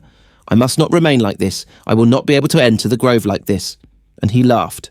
The next person who came along this path, he asked about the grove and for the name of the woman, and was told that this was the grove of Kamala, the famous courtesan, and that, aside from the grove, she owned a house in the city. Then he entered the city. Now he had a goal. Pursuing his goal, he allowed the city to suck him in, drifted through the flow of the streets, stood still on the squares, rested on the stairs of stone by the river. When the evening came, he made friends with Baba's assistant, whom he had seen working in the shade of an arch in a building, whom he found again praying in a temple of Vishnu, whom he told about stories of Vishnu and the Lakshmi. Among the boats by the river, he slept this night, and early in the morning, before the first customers came into his shop, he had the barber's assistant shave his beard and cut his hair, comb his hair and anoint it with fine oil. Then he went to take his bath in the river. When late in the afternoon, beautiful Kamala approached her grove in her sedan chair, Siddhartha was standing at the entrance, made a bow and received the courtesan's greeting. But that servant who walked at the very end of her train, he motioned to him and asked him to inform his mistress that a young Brahman would wish to talk to her. After a while the servant returned, asked him who had been waiting to follow him, conducted him, who was following him, without a word into a pavilion where Kamala was lying on a couch. and left him alone with her. "Weren't you already standing out there yesterday greeting me?" asked Kamala. No. "It's true that I've already seen and greeted you yesterday, but didn't you yesterday wear a beard and long hair and dust in your hair? You have observed well. You have seen everything. You have seen Siddhartha, the son of a Brahman, who has left his home to become a Samana, and who has been a Samana for 3 years. But now I have left that path and came into this city, and the first one I met, even before I had entered the city, was you. To say this I have come to you, O Kamala. You are the first woman whom Siddhartha is not addressing with his eyes turned to the ground. Never again I want to turn my eyes to the ground when I'm coming across a beautiful woman." Kamala smiled and played with her fan of peacock's feathers and asked, "And only to tell me this, Siddhartha has come to me?" No. "To tell you this and to thank you for being so beautiful. And if it doesn't displease you, Kamala, I would like to ask you to be my friend and teacher, for I know nothing yet of that art which you have mastered in the highest degree." At this, Kamala laughed aloud. "Never before this has happened to me, my friend, that a Samana from the forest came to me and wanted to learn from me. Never before this has happened to me that a Samana came to me with long hair and an old torn loincloth. Many young men come to me, and there are also sons of Brahmans among them, but they come in beautiful clothes, they come in fine shoes, they have perfume in their hair and money in their pouches. This is, O Samana, how the young men are like who come to me." Quoth Siddhartha, "Already I am starting to learn from you. Even yesterday I was already learning. I've already taken off my beard, have combed the hair, have oil in my hair. There is little which is still missing in me. O excellent one! Fine clothes, fine shoes, money in my pouch. You shall know Siddhartha has set harder goals for himself than such trifles, and he has reached them. How shouldn't I reach that goal which I have set for myself yesterday, to be your friend and to learn the joys of love from you? You'll see that I'll learn quickly, Kamala. I have already learned harder things than what you're supposed to teach me, and now let's get to it. You aren't satisfied with Siddhartha as he is, with oil in his hair, but without clothes, without shoes, without money?" Laughing, Kamala exclaimed, "No, my dear, he doesn't satisfy me yet. Clothes are what he must have, pretty clothes, and shoes, pretty shoes, and lots of money in his pouch, and gifts for Kamala. Do you know it now, Samana from the forest? Did you mark my words?" "Yes, I have marked your words," Siddhartha exclaimed. "How should I not mark words which are coming from such a mouth? Your mouth is like a freshly cracked fig, Kamala. My mouth is red and fresh as well. It will be a suitable match for yours, you'll see. But tell me, beautiful Kamala, aren't you at all afraid of the Samana from the forest, who has come to learn how to make love?" "Whatever for should I be afraid of a Samana, a stupid Samana from the forest, who is coming from the jackals and doesn't even know yet what women are?" "Oh, he's strong, the Samana, and he isn't afraid of anything. He could force you, beautiful girl. He could kidnap you. He could hurt you. No, Samana, I am not afraid of this. Did any Samana or Brahman ever fear? Someone might come and grab him and steal his learning and his religious devotion and his depth of thought. No, for they are his very own. And he would only give away from those whatever he is willing to give and to whomever he is willing to give. Like this it is, precisely like this, it is also with Kamala and with the pleasures of love. Beautiful and red is Kamala's mouth, but just try to kiss it against Kamala's will, and you will not obtain a single drop of sweetness from it, which knows how to give so many sweet things. You're learning easily, Siddhartha, thus you should also learn this. Love can be obtained by begging, buying, receiving it as a gift, finding it in the street, but it cannot be stolen. In this you have come up with the wrong path. No, it would be a pity if a pretty young man like you would want to tackle it in such a wrong manner. Siddhartha bowed with a smile. It would be a pity, Kamala, you are so right. It would be such a great pity. No, I shall not lose a single drop of sweetness from your mouth, nor you from mine. So it is settled. Siddhartha will return, once he'll have what he still lacks. Clothes, shoes, money. But speak, lovely Kamala, couldn't you still give me one small advice? An advice? Why not?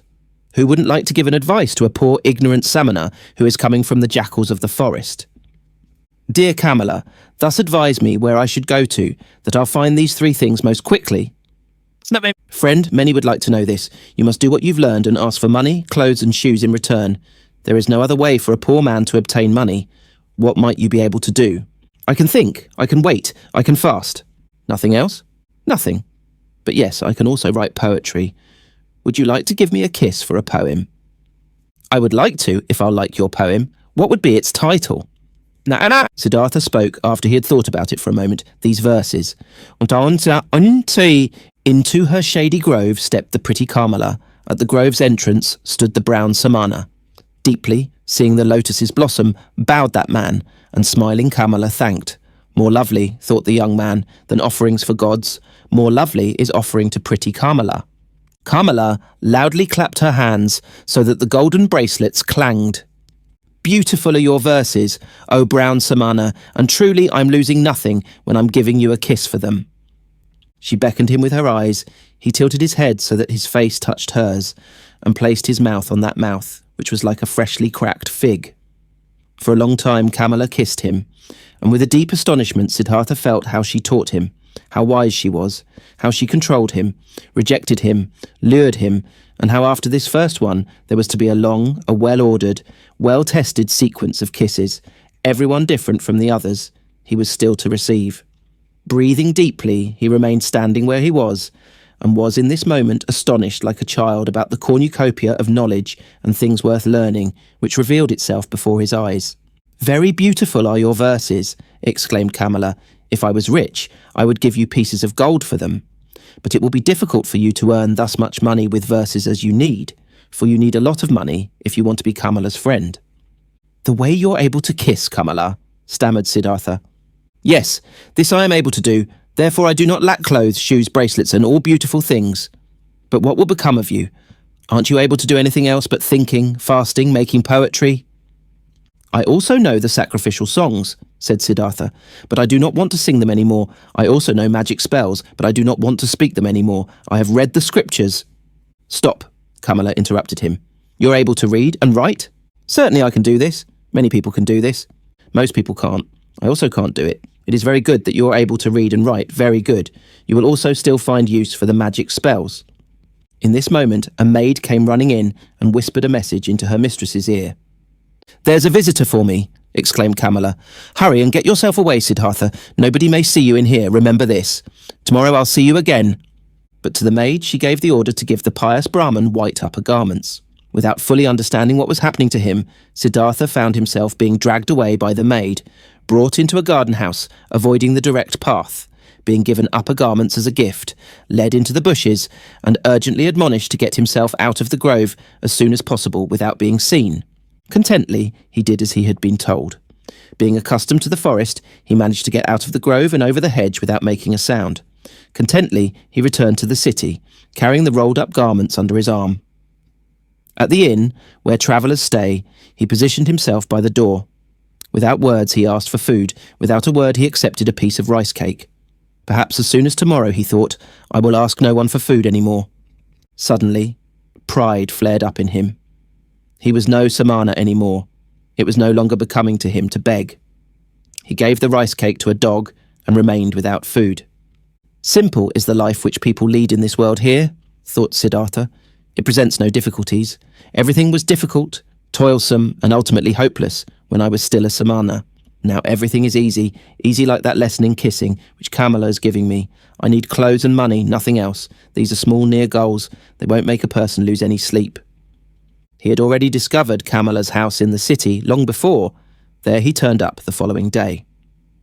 Things are working out well, she called out to him. They are expecting you at Kamaswami's. He is the richest merchant of the city. If he'll like you, he'll accept you into his service. Be smart, brown Samana. I had others tell him about you. Be polite towards him. He is very powerful. But don't be too modest. I do not want you to become his servant. You shall become his equal, or else I won't be satisfied with you. Kamaswami is starting to get old and lazy. If he'll like you, he'll entrust you with a lot. Siddhartha thanked her and laughed, and when she found out that he had not eaten anything yesterday and today, she sent for bread and fruits and treated him to it. You've been lucky, she said when they parted. I'm opening one door after another for you. How come? Do you have a spell? No, Siddhartha said. Yesterday I told you I knew how to think, to wait and to fast, but you thought this was of no use. But it is useful for many things, Kamala, you'll see. You'll see that the stupid Samanas are learning and able to do many pretty things in the forest, which the likes of you aren't capable of. The day before yesterday, I was still a shaggy beggar. As soon as yesterday I have kissed Kamala, and soon I'll be a merchant and have money and all those things you insist upon. Well, yes, she admitted, but where would you be without me? What would you be if Kamala wasn't helping you? Dear Kamala, said Siddhartha, and straightened up to his full height. "When I came to you into your grove, I did the first step. It was my resolution to learn love from this most beautiful woman. From that moment on, when I had made this resolution, I also knew that I would carry it out.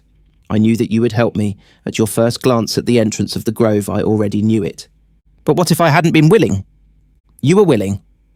Look, Kamala, when you throw a rock into the water, it will speed on the fastest course to the bottom of the water. This is how it is when Siddhartha has a goal, a resolution. Siddhartha does nothing. He waits, he thinks. He fasts, but he passes through the things of the world like a rock through water, without doing anything, without stirring. He is drawn. He lets himself fall. His goal attracts him, because he doesn't let anything enter his soul which might oppose the goal. This is what Siddhartha has learned among the Samanas. This is what fools call magic, and of which they think it would be affected by means of the demons. Nothing is affected by demons, there are no demons. Everyone can perform magic, everyone can reach his goals if he is able to think, if he is able to wait, if he is able to fast. Kamala listened to him. She loved his voice, she loved the look from his eyes. "Perhaps it is so," she said quietly, "as you say, friend. But perhaps it is also like this, that Siddhartha is a handsome man, that his glance pleases the women, that therefore good fortune is coming towards him." With one kiss, Siddhartha bid his farewell. "I wish that it should be this way, my teacher, that my glance shall please you, that always good fortune shall come to me out of your direction." With the childlike people. Siddhartha went to Kamaswami the merchant. He was directed into a rich house. Servants led him between precious carpets into a chamber where he awaited the master of the house. Kamaswami entered, a swiftly, smoothly moving man with very grey hair, with very intelligent, cautious eyes, with a greedy mouth. Politely, the host and the guest greeted one another. "I have been told," the merchant began, "that you are a Brahman, a learned man, but that you seek to be in the service of a merchant. Might you have become destitute, Brahman, so that you seek to serve?" "No," said Siddhartha. "I have not become destitute, and have never been destitute. You should know that I'm coming from the Samanas, with whom I have lived for a long time." "If you're coming from the Samanas, how could you be anything but destitute? Aren't the Samanas entirely without possessions?" "I am without possessions," said Siddhartha, "if this is what you mean. Surely I am without possessions, but I am so voluntarily, and therefore I am not destitute." "But what are you planning to live of, being without possessions?" "I haven't thought of this yet, sir. For more than 3 years, I have been without possessions, and have never thought about of what I should live." "So you've lived of the possessions of others." "Presumable this is how it is. After all, a merchant also lives of what other people own." "Well said, but he wouldn't take anything from another person for nothing. He would give his merchandise in return." "So it seems to be indeed. Everyone takes, everyone gives. Such is life." "But if you don't mind me asking, being without possessions, what would you like to give?" "Everyone gives what he has. The warrior gives strength, the merchant gives merchandise, the teacher teachings, the farmer rice, the fisher fish." "Yes, indeed. And what is it now, what you've got to give? What is it that you've learned, what you're able to do?" "I can think, I can wait, I can fast." "That's everything?" "I believe that's everything." "And what's the use of that? For example, the fasting. What is it good for?" "It is very good, sir. When a person has nothing to eat, fasting is the smartest thing he could do." When, for example, Siddhartha hadn't learned to fast, he would have to accept any kind of service before this day is up, whether it may be with you or wherever, because hunger would force him to do so. But like this, Siddhartha can wait calmly. He knows no impatience. He knows no emergency. For a long time he can allow hunger to besiege him and can laugh about it. This, sir, is what fasting is good for. "You're right, Samana. Wait for a moment." Kamaswami left the room and returned with a scroll, which he handed to his guest while asking, "Can you read this?" Siddhartha looked at the scroll on which a sales contract had been written down and began to read out its contents. "Excellent," said Kamaswami, "and would you write something for me on this piece of paper?" He handed him a piece of paper and a pen, and Siddhartha wrote and returned the paper. Kamaswami read, "Writing is good, thinking is better. Being smart is good, being patient is better. It is excellent how you're able to write," the merchant praised him. "Many a thing we will still have to discuss with one another. For today, I'm asking you to be my guest and to live in this house." Siddhartha thanked and accepted, and lived in the dealer's house from now on. Clothes were brought to him, and shoes, and every day a servant prepared a bath for him. Twice a day, a plentiful meal was served, but Siddhartha only ate once a day, and ate neither meat, nor did he drink wine. Kamaswami told him about his trade, showed him the merchandise and storage rooms, showed him calculations. Siddhartha got to know many new things. He heard a lot and spoke little, and thinking of Kamala's words, he was never subservient to the merchant, forced him to treat him as an equal, yes, even more than an equal. Kamaswami conducted his business with care and often with passion, but Siddhartha looked upon all of this as if it was a game, the rules of which he tried hard to learn precisely, but the contents of which did not touch his heart. He was not in Kamaswami's house for long, when he already took part in his landlord's business. But daily, at the hour appointed by her, he visited beautiful Kamala, wearing pretty clothes, fine shoes, and soon he brought her gifts as well. Much he learned from her red, smart mouth. Much he learned from her tender, supple hand. Him, who was, regarding love, still a boy, and had a tendency to plunge blindly and insatiably into lust like into a bottomless pit. Him she taught, thoroughly starting with the basics, about that school of thought which teaches that pleasure cannot be taken without giving pleasure, and that every gesture, every caress, every touch, every look, every spot of the body, however small it was, had its secret, which would bring happiness to those who know about it and unleash it. She taught him that lovers must not part from one another after celebrating love, without one admiring the other, without being just as defeated as they have been victorious, so that none of them should start feeling fed up or bored and get that evil feeling of having abused or having been abused. Wonderful hours he spent with the beautiful and smart artist, became her student, her lover, her friend. Here with Kamala was the worth and purpose of his present life, not with the business of Kamaswami. The merchant passed duties of writing important letters and contracts onto him, and got into the habit of discussing all important affairs with him. He soon saw that Siddhartha knew little about rice and wool, shipping and trade, but that he acted in a fortunate manner, and that Siddhartha surpassed him, the merchant, in calmness and equanimity, and in the art of listening and deeply understanding previously unknown people. This Brahman, he said to a friend, is no proper merchant and will never be one. There is never any passion in his soul when he conducts our business. But he has that mysterious quality of those people to whom success comes all by itself, whether this may be a good star of his birth, magic, or something he has learned among Samanas. He always seems to be merely playing with our business affairs. They never fully become a part of him. They never rule over him. He is never afraid of failure. He is never upset by a loss. The friend advised the merchant, give him from the business he conducts for you 1/3 of the profits, but let him also be liable for the same amount of the losses, when there is a loss. Then he'll become more zealous. Kamaswami followed the advice, but Siddhartha cared little about this. When he made a profit, he accepted it with equanimity. When he made losses, he laughed and said, well, look at this, so this one turned out badly. It seemed indeed as if he did not care about the business. At one time he travelled to a village to buy a large harvest of rice there, but when he got there, the rice had already been sold to another merchant. Nevertheless, Siddhartha stayed for several days in that village, treated the farmers for a drink, gave copper coins to their children, joined in the celebration of a wedding, and returned extremely satisfied from his trip. Kamaswami held against him that he had not turned back right away, that he had wasted time and money. Siddhartha answered, stop scolding, dear friend. Nothing was ever achieved by scolding. If a loss has occurred, let me bear that loss. I am very satisfied with this trip. I have gotten to know many kinds of people. A Brahman has become my friend. Children have sat on my knees. Farmers have shown me their fields. Nobody knew that I was a merchant. That's all very nice, exclaimed Kamaswami indignantly. But in fact, you are a merchant after all, one ought to think. Or might you have only travelled for your amusement? Surely, Siddhartha laughed. Surely I have travelled for my amusement. For what else? I have gotten to know people and places. I have received kindness and trust. I have found friendship. Look, my dear, if I had been Kamaswami, I would have travelled back, being annoyed and in a hurry, as soon as I had seen that my purchase had been rendered impossible, and time and money would indeed have been lost. But like this, I've had a few good days. I've learned, had joy. I've neither harmed myself nor others by annoyance and hastiness. And if I'll ever return there again, perhaps to buy an upcoming harvest, or for whatever purpose it might be, friendly people will receive me in a friendly and happy manner, and I will praise myself for not showing any hurry and displeasure at that time. So leave it as it is, my friend, and don't harm yourself by scolding. If the day will come when you will see this Siddhartha is harming me, then speak a word and Siddhartha will go on his own path. But until then, let's be satisfied with one another.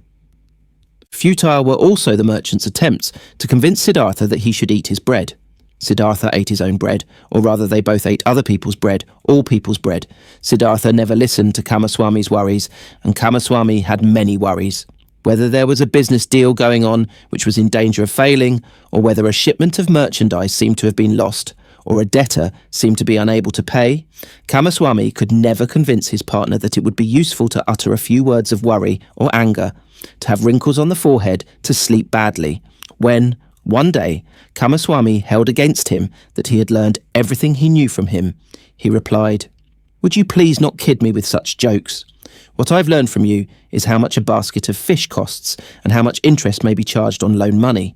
These are your areas of expertise.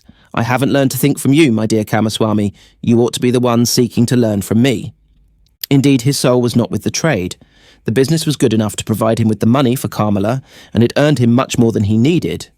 Besides from this, Siddhartha's interest and curiosity was only concerned with the people, whose businesses, crafts, worries, pleasures, and acts of foolishness used to be as alien and distant to him as the moon. However easily he succeeded in talking to all of them, in living with all of them, in learning from all of them, he was still aware that there was something which separated him from them, and this separating factor was him being a Samana. He saw mankind going through life in a childlike or animal-like manner, which he loved and also despised at the same time. He saw them toiling, saw them suffering, and becoming grey for the sake of things which seemed to him entirely unworthy of this price, for money, for little pleasures, for being slightly honoured. He saw them scolding and insulting each other. He saw them complaining about pain, at which a Samana would only smile, and suffering because of deprivations which a Samana would not feel. He was open to everything these people brought his way. Welcome was the merchant who offered him linen for sale. Welcome was the debtor who sought another loan. Welcome was the beggar who told him for 1 hour the story of his poverty, and who was not half as poor as any given Samana. He did not treat the rich foreign merchant any different than the servant who shaved him, and the street vendor whom he let cheat him out of some small change when buying bananas. When Kamaswami came to him, to complain about his worries or to reproach him concerning his business, he listened curiously and happily, was puzzled by him, tried to understand him, consented that he was a little bit right, only as much as he considered indispensable, and turned away from him towards the next person who would ask for him. And there were many who came to him, many to do business with him, many to cheat him, many to draw some secret out of him, many to appeal to his sympathy, many to get his advice.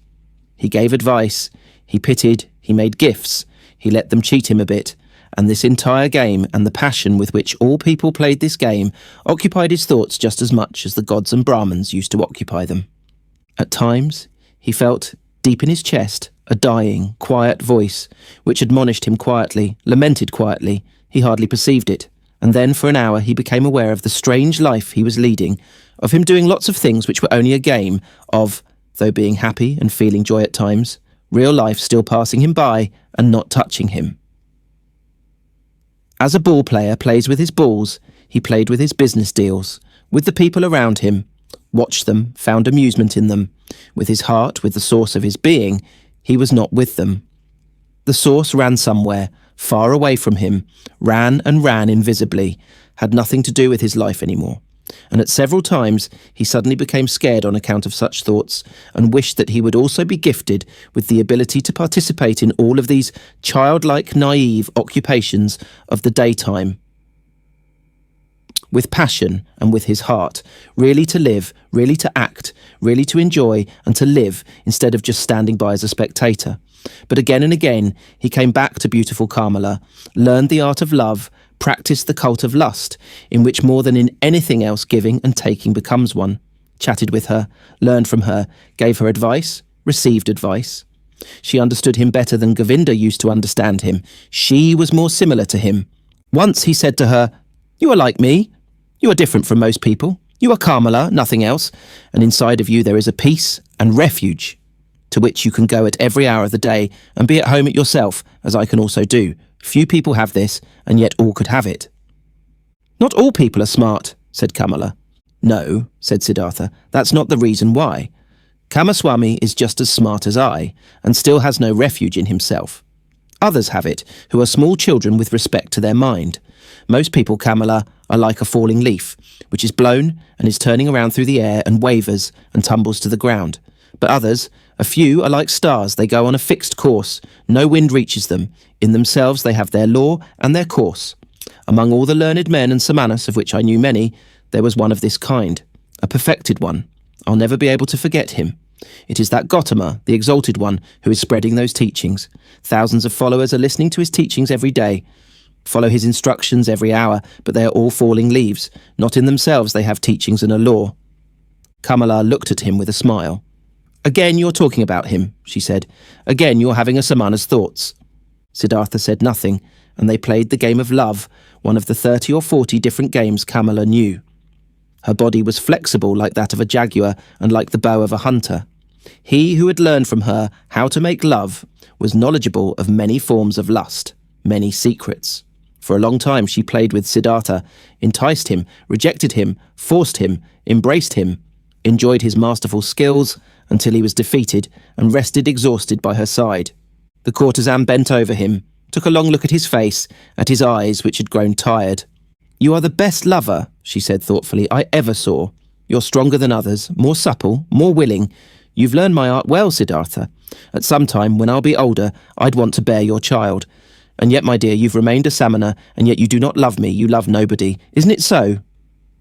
It might very well be so, Siddhartha said tiredly. I am like you. You also do not love. How else could you practice love as a craft? Perhaps people of our kind can't love. The childlike people can. That's their secret. Sansara. For a long time, Siddhartha had lived the life of the world and of lust, though without being a part of it. His senses, which he had killed off in hot years as a Samana, had awoken again. He had tasted riches, had tasted lust, had tasted power. Nevertheless, he had still remained in his heart for a long time a Samana. Kamala, being smart, had realized this quite right. It was still the art of thinking, of waiting, of fasting, which guided his life. Still the people of the world, the childlike people, had remained alien to him as he was alien to them. Years passed by. Surrounded by the good life, Siddhartha hardly felt them fading away. He had become rich. For quite a while he possessed a house of his own, and his own servants, and a garden before the city by the river. The people liked him. They came to him whenever they needed money or advice, but there was nobody close to him except Kamala. That high, bright state of being awake, which he had experienced that one time at the height of his youth, in those days after Gotama's sermon, after the separation from Govinda, that tense expectation, that proud state of standing alone. Without teachings and without teachers, that supple willingness to listen to the divine voice in his own heart had slowly become a memory, had been fleeting, distant and quiet, the holy source murmured, which used to be near, which used to murmur within himself. Nevertheless, many things he had learned from the Samanas, he had learned from Gotama, he had learned from his father the Brahman, had remained within him for a long time afterwards. Moderate living, joy of thinking, hours of meditation, secret knowledge of the self, of his eternal entity, which is neither body nor consciousness. Many a part of this he still had, but one part after another had been submerged and had gathered dust. Just as a potter's wheel, once it has been set in motion, will keep on turning for a long time and only slowly lose its vigour and come to a stop. Thus, Siddhartha's soul had kept on turning the wheel of asceticism, the wheel of thinking, the wheel of differentiation for a long time, still turning, but it turned slowly and hesitantly, and was close to coming to a standstill. Slowly, like humidity entering the dying stem of a tree, filling it slowly and making it rot, the world and sloth had entered Siddhartha's soul. Slowly it filled his soul, made it heavy, made it tired, put it to sleep. On the other hand, his senses had become alive. There was much they had learned, much they had experienced.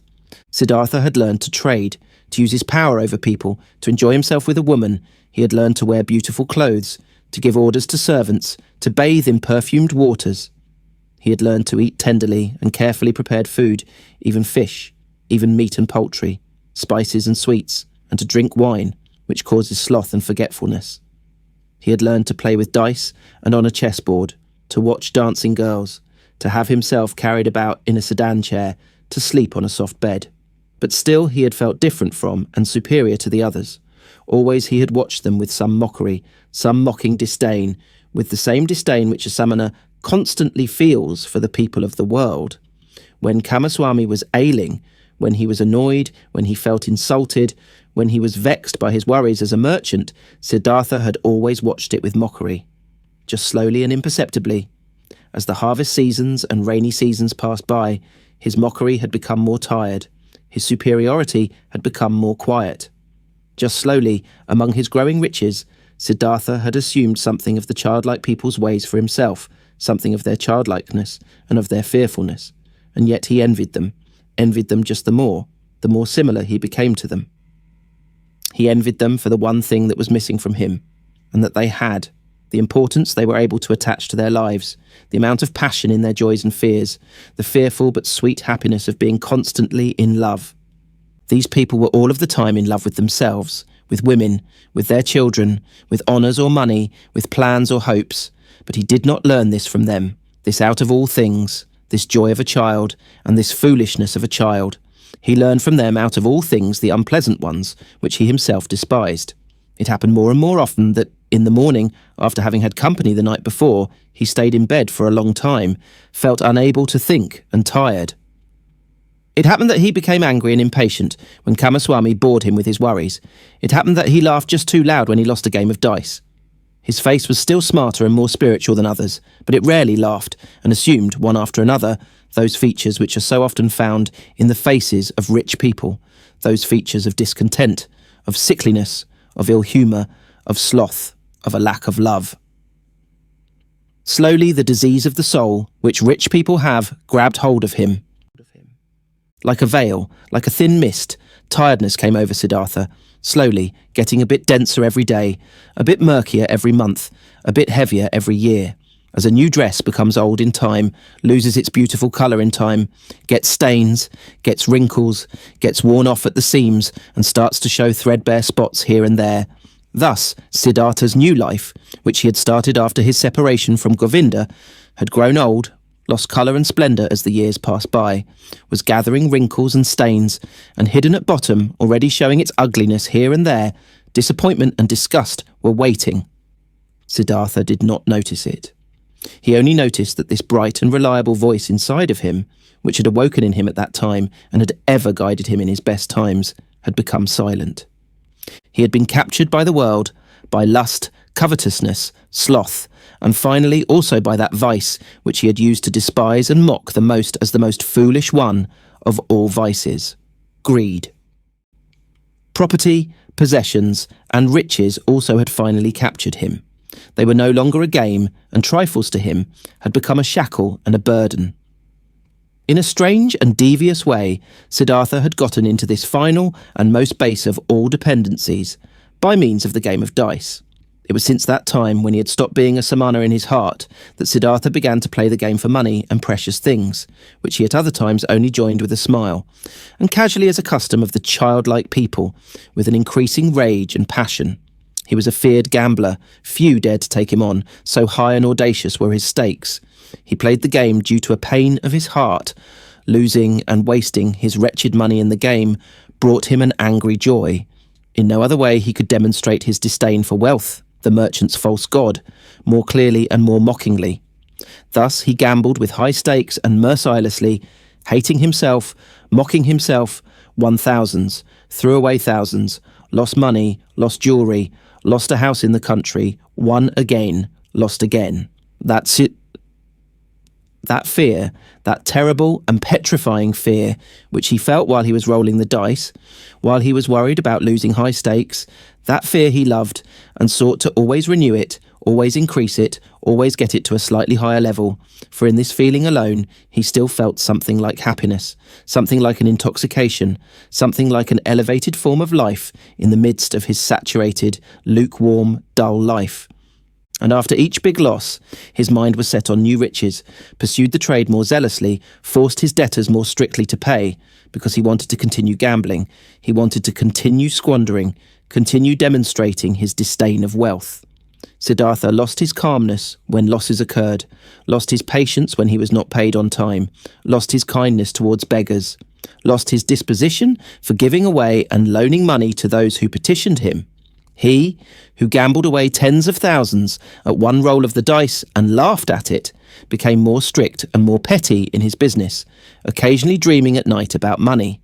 And whenever he woke up from this ugly spell, whenever he found his face in the mirror at the bedroom's wall to have aged and become more ugly, whenever embarrassment and disgust came over him, he continued fleeing into a new game, fleeing into a numbing of his mind, brought on by sex, by wine, and from there he fled back into the urge to pile up and obtain possessions. In this pointless cycle he ran, growing tired, growing old, growing ill. Then the time came when a dream warned him. He had spent the hours of the evening with Kamala in her beautiful pleasure garden. They had been sitting under the trees talking, and Kamala had said thoughtful words, words behind which a sadness and tiredness lay hidden. She had asked him to tell her about Gotama, and could not hear enough of him, how clear his eyes, how still and beautiful his mouth, how kind his smile, how peaceful his walk had been. For a long time he had to tell her about the exalted Buddha, and Kamala had sighed and had said, "One day, perhaps soon, I'll also follow that Buddha. I'll give him my pleasure garden for a gift, and take my refuge in his teachings." But after this, she had aroused him, and had tied him to her in the act of making love with painful fervour, biting and in tears, as if once more she wanted to squeeze the last sweet drop out of this vain, fleeting pleasure. Never before it had become so strangely clear to Siddhartha how closely lust was akin to death. Then he had lain by her side, and Kamala's face had been close to him, and under her eyes, and next to the corners of her mouth, he had, as clearly as never before, read a fearful inscription, an inscription of small lines, of slight grooves, an inscription reminiscent of autumn and old age, just as Siddhartha himself, who was only in his 40s, had already noticed here and there grey hairs among his black ones. Tiredness was written on Kamala's beautiful face, tiredness from walking a long path, which has no happy destination, tiredness and the beginning of withering, and concealed, still unsaid, perhaps not even conscious anxiety, fear of old age, fear of the autumn, fear of having to die. With a sigh, he had bid his farewell to her, the soul full of reluctance and full of concealed anxiety.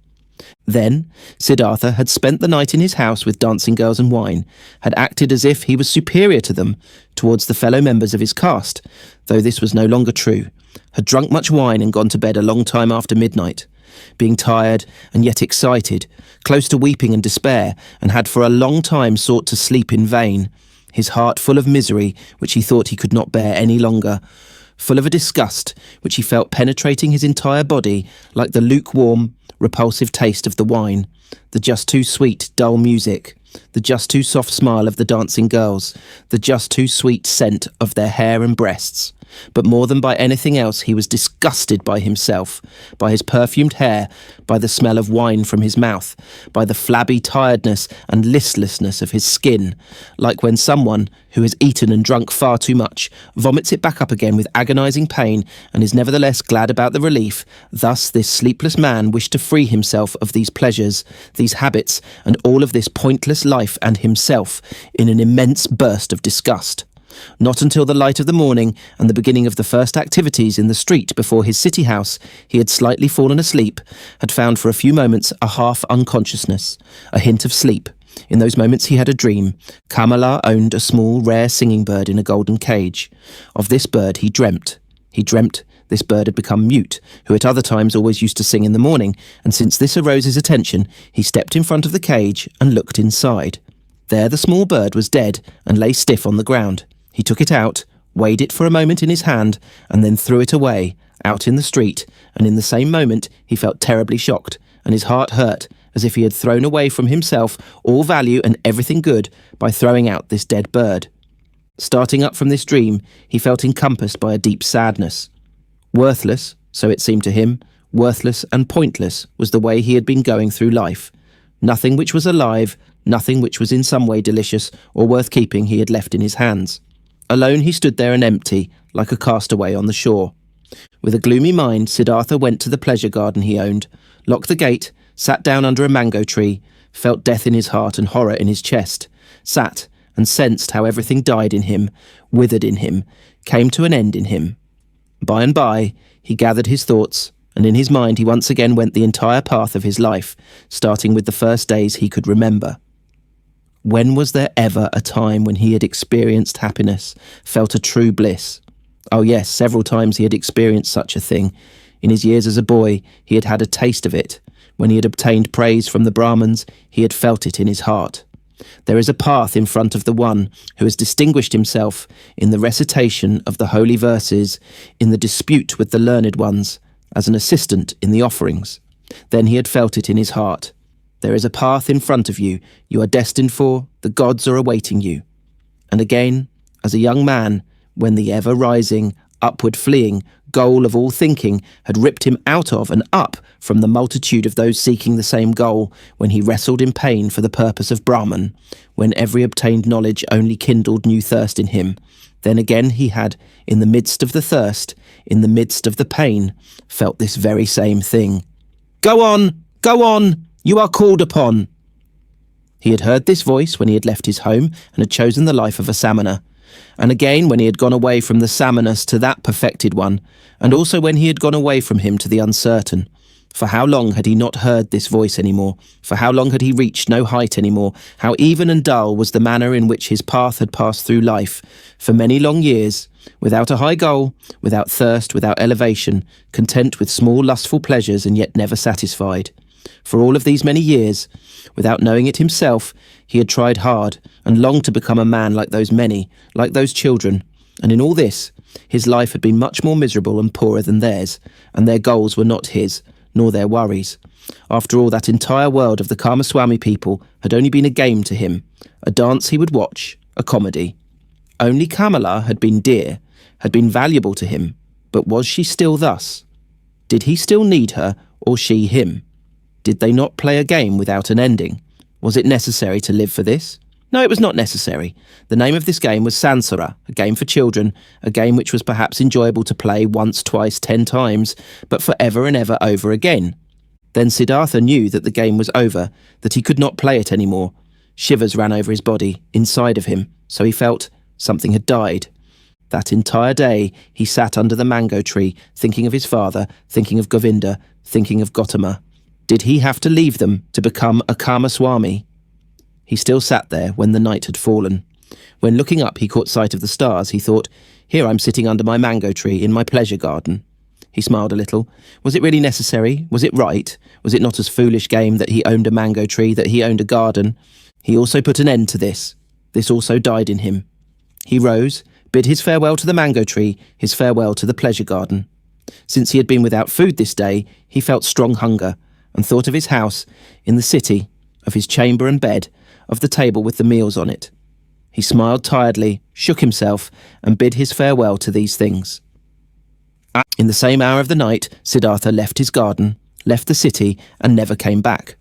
For a long time, Kamaswami had people look for him, thinking that he had fallen into the hands of robbers. Kamala had no one look for him. When she was told that Siddhartha had disappeared, she was not astonished. Did she not always expect it? Was he not a Samana, a man who was at home nowhere, a pilgrim? And most of all, she had felt this the last time they had been together, and she was happy, in spite of all the pain of the loss, that she had pulled him so affectionately to her heart for this last time, that she had felt one more time to be so completely possessed and penetrated by him. When she received the first news of Siddhartha's disappearance, she went to the window, where she held a rare singing bird captive in a golden cage. She opened the door of the cage, took the bird out, and let it fly.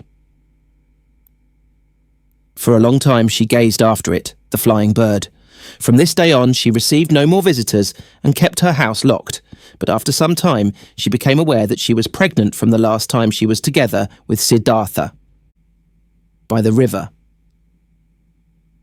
Siddhartha walked through the forest, was already far from the city, and knew nothing but that one thing, that there was no going back for him, that this life, as he had lived it for many years until now, was over and done away with, and that he had tasted all of it, sucked everything out of it until he was disgusted with it. Dead was the singing bird he had dreamt of. Dead was the bird in his heart. Deeply he had been entangled in Sansara. He had sucked up disgust and death from all sides into his body, like a sponge sucks up water until it is full. And full he was, full of the feeling of being sick of it, full of misery, full of death, There was nothing left in this world which could have attracted him, given him joy, given him comfort.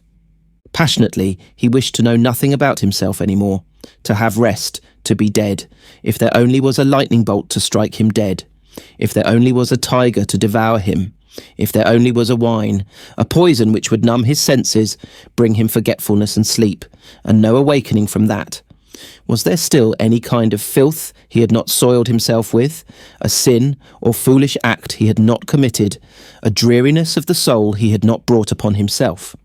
Was it still at all possible to be alive?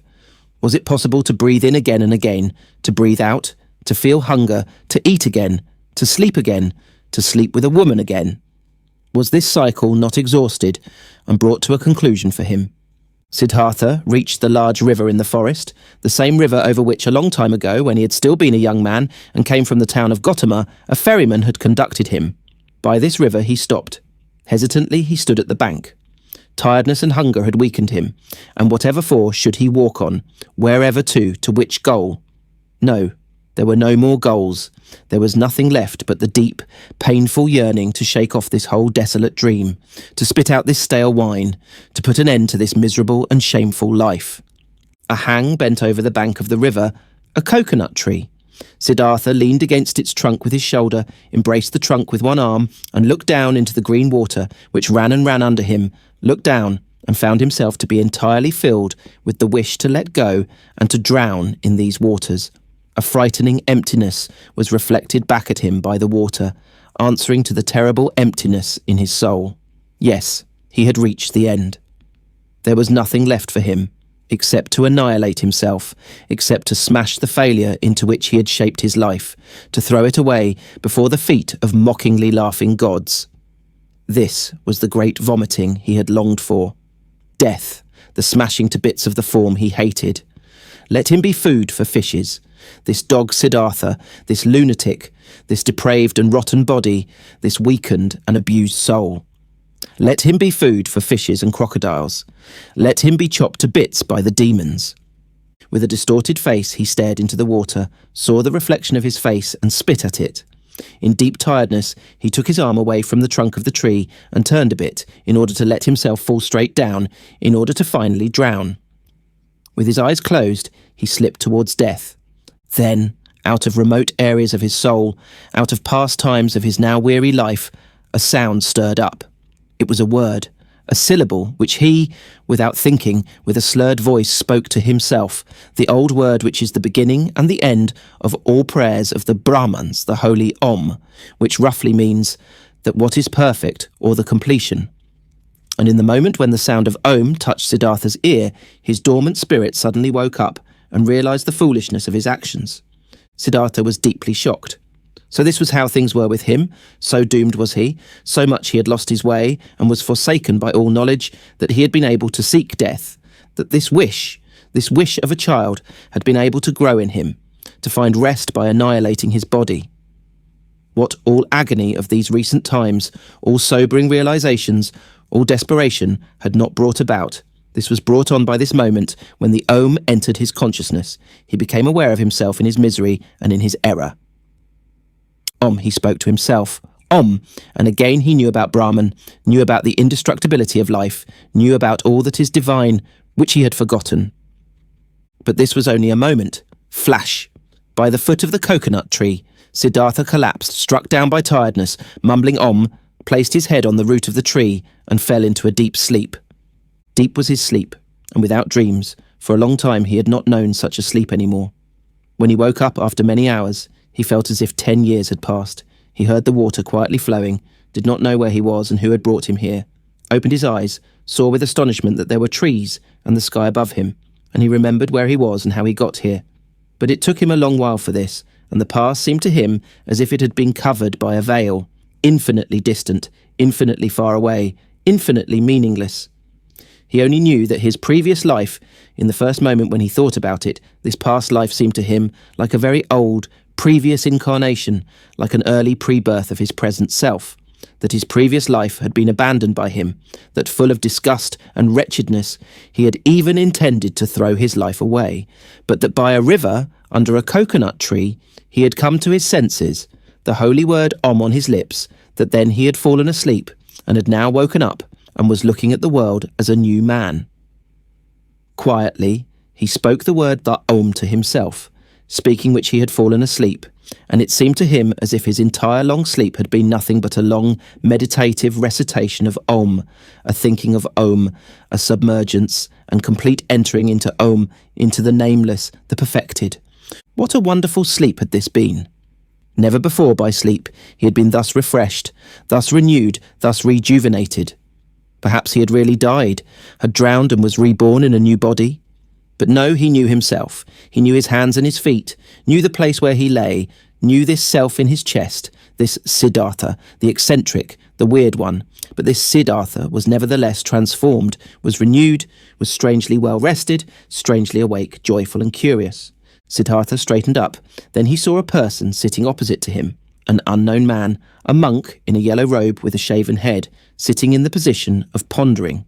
He observed the man, who had neither hair on his head nor a beard, and he had not observed him for long when he recognized this monk as Govinda, the friend of his youth, Govinda who had taken his refuge with the exalted Buddha. Govinda had aged, he too, but still his face bore the same features, expressed zeal, faithfulness, searching, timidness.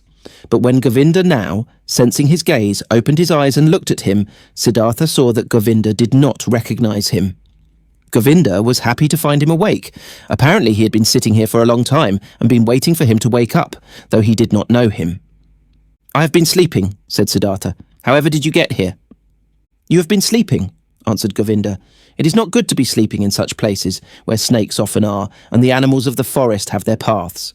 I, O sir, am a follower of the exalted Gotama, the Buddha, the Sakyamuni, and have been on a pilgrimage together with several of us on this path, when I saw you lying and sleeping in a place where it is dangerous to sleep. Therefore, I sought to wake you up, O sir, and since I saw that your sleep was very deep, I stayed behind from my group and sat with you, and then, so it seems, I have fallen asleep myself, I who wanted to guard your sleep. Badly, I have served you, tiredness has overwhelmed me, but now that you're awake, let me go to catch up with my brothers." "I thank you, Samana, for watching out over my sleep," spoke Siddhartha. "You're friendly, you followers of the Exalted One. Now you may go, then." "I'm going, sir. May you, sir, always be in good health." "I thank you, Samana." Govinda made the gesture of a salutation and said, "Farewell." "Farewell, Govinda," said Siddhartha. The monk stopped. "What? Permit me to ask, sir, from where do you know my name?" Now Siddhartha smiled. "I know you, O Govinda, from your father's hut, and from the school of the Brahmans, and from the offerings, and from our walk to the Samanas, and from that hour when you took your refuge with the Exalted One in the grove Jetavana." "You're Siddhartha!" Govinda exclaimed loudly. "Now I'm recognizing you, and don't comprehend any more how I couldn't recognize you right away. Be welcome, Siddhartha. My joy is great to see you again." "It also gives me joy to see you again. You've been the guard of my sleep. Again, I thank you for this, though I wouldn't have required any guard. Where are you going to, O friend?" "I'm going nowhere. We monks are always travelling. Whenever it is not the rainy season, we always move from one place to another, live according to the rules of the teachings passed on to us, accept alms, move on. It is always like this. But you, Siddhartha, where are you going to?" Quoth Siddhartha, "With me too, friend, it is as it is with you. I'm going nowhere. I'm just travelling. I'm on a pilgrimage." Govinda spoke. "You're saying you're on a pilgrimage, and I believe you. But forgive me, O Siddhartha, you do not look like a pilgrim. You're wearing a rich man's garments, you're wearing the shoes of a distinguished gentleman, and your hair with the fragrance of perfume is not a pilgrim's hair, not the hair of a Samana." "Right so, my dear, you have observed well. Your keen eyes see everything. But I haven't said to you that I was a Samana. I said, I'm on a pilgrimage. And so it is, I'm on a pilgrimage." "You're on a pilgrimage," said Govinda, "but few would go on a pilgrimage in such clothes, few in such shoes, few with such hair. Never I have met such a pilgrim, being a pilgrim myself for many years." "I believe you, my dear Govinda, but now today you've met a pilgrim just like this, wearing such shoes, such a garment. Remember, my dear, not eternal is the world of appearances, not eternal, anything but eternal are our garments, and the style of our hair, and our hair embodies themselves. I'm wearing a rich man's clothes, you've seen this quite right. I'm wearing them because I have been a rich man, and I'm wearing my hair like the worldly and lustful people, for I have been one of them." "And now, Siddhartha, what are you now?" I don't know it just like you. I'm travelling. I was a rich man, and I'm no rich man anymore, and what I'll be tomorrow I don't know. You've lost your riches. I've lost them or they me. They somehow happen to slip away from me. The wheel of physical manifestations is turning quickly, Govinda. Where is Siddhartha the Brahman? Where is Siddhartha the Samana? Where is Siddhartha the rich man? Non-eternal things change quickly, Govinda, you know it. Govinda looked at the friend of his youth for a long time with doubt in his eyes. After that, he gave him the salutation which one would use on a gentleman and went on his way. With a smiling face, Siddhartha watched him leave. He loved him still, this faithful man, this fearful man. And how could he not have loved everybody and everything in this moment, in the glorious hour after his wonderful sleep, filled with Om? The enchantment which had happened inside of him in his sleep and by means of the Om was this very thing, that he loved everything, that he was full of joyful love for everything he saw. And it was this very thing, so it seemed to him now, which had been his sickness before, that he was not able to love anybody or anything. With a smiling face, Siddhartha watched the leaving monk. The sleep had strengthened him much, but hunger gave him much pain, for by now he had not eaten for 2 days, and the times were long past when he had been tough against hunger. With sadness, and yet also with a smile, he thought of that time. In those days, so he remembered, he had boasted of 3 things to Kamala, had been able to do 3 noble and undefeatable feats: fasting, waiting, thinking.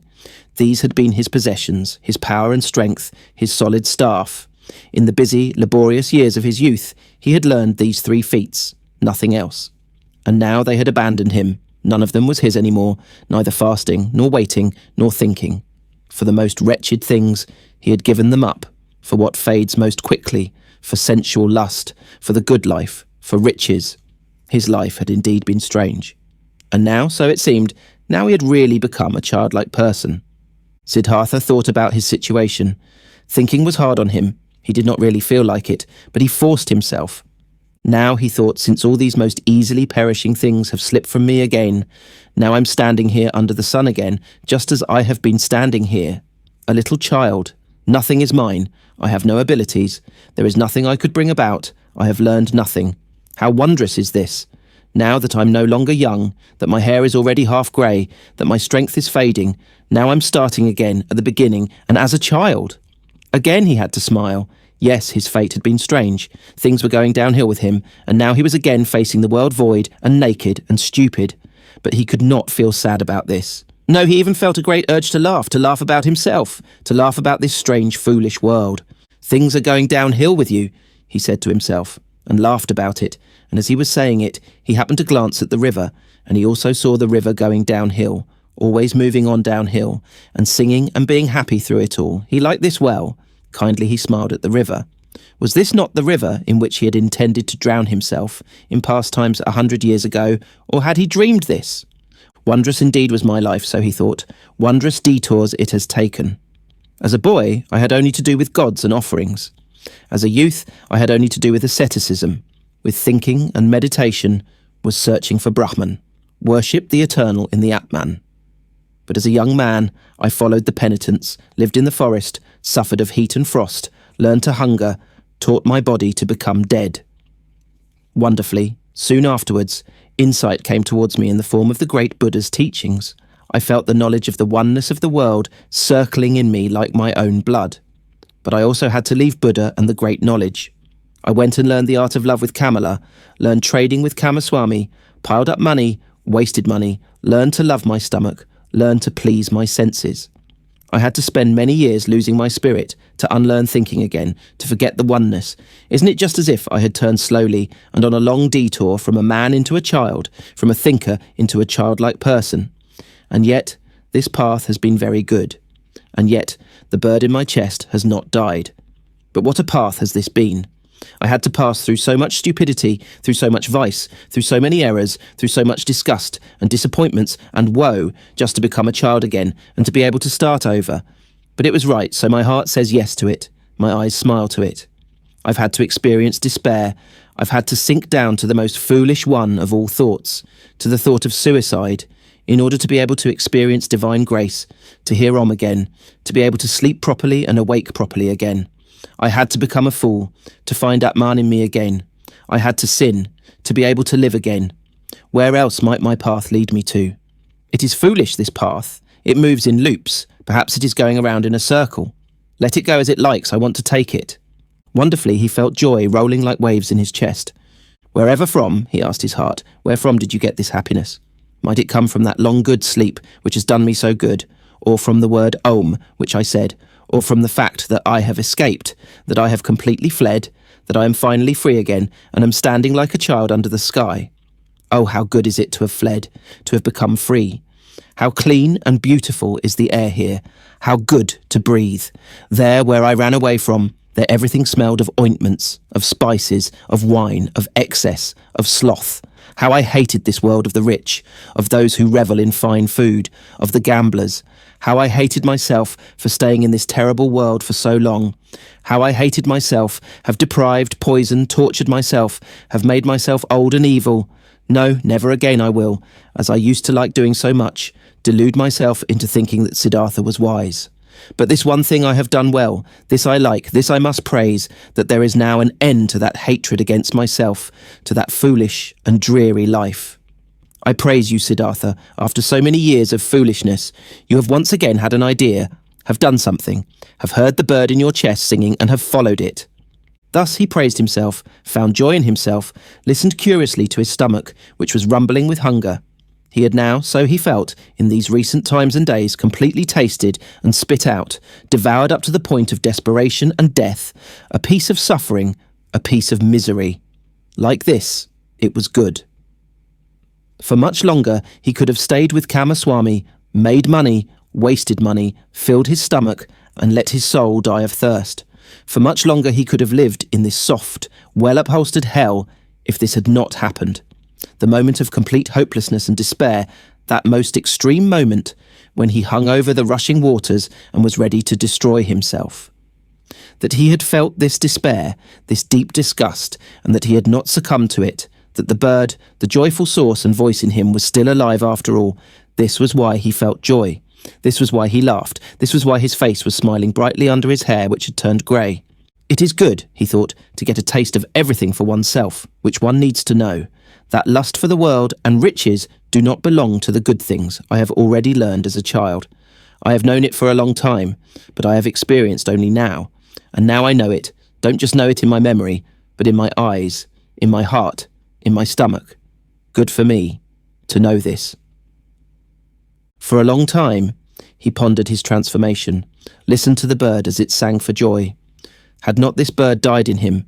Had he not felt its death? No, something else from within him had died, something which already for a long time had yearned to die. Was it not this what he used to intend to kill in his ardent years as a penitent? Was this not his self? His small, frightened and proud self he had wrestled with for so many years, which had defeated him again and again, which was back again after every killing, prohibited joy, felt fear. Was it not this, which today had finally come to its death here in the forest by this lovely river?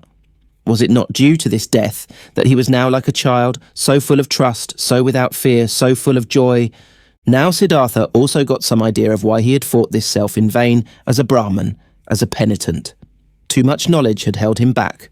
Too many holy verses, too many sacrificial rules, too much self-castigation, so much doing and striving for that goal. Full of arrogance he had been, always the smartest, always working the most, always one step ahead of all others, always the knowing and spiritual one, always the priest or wise one.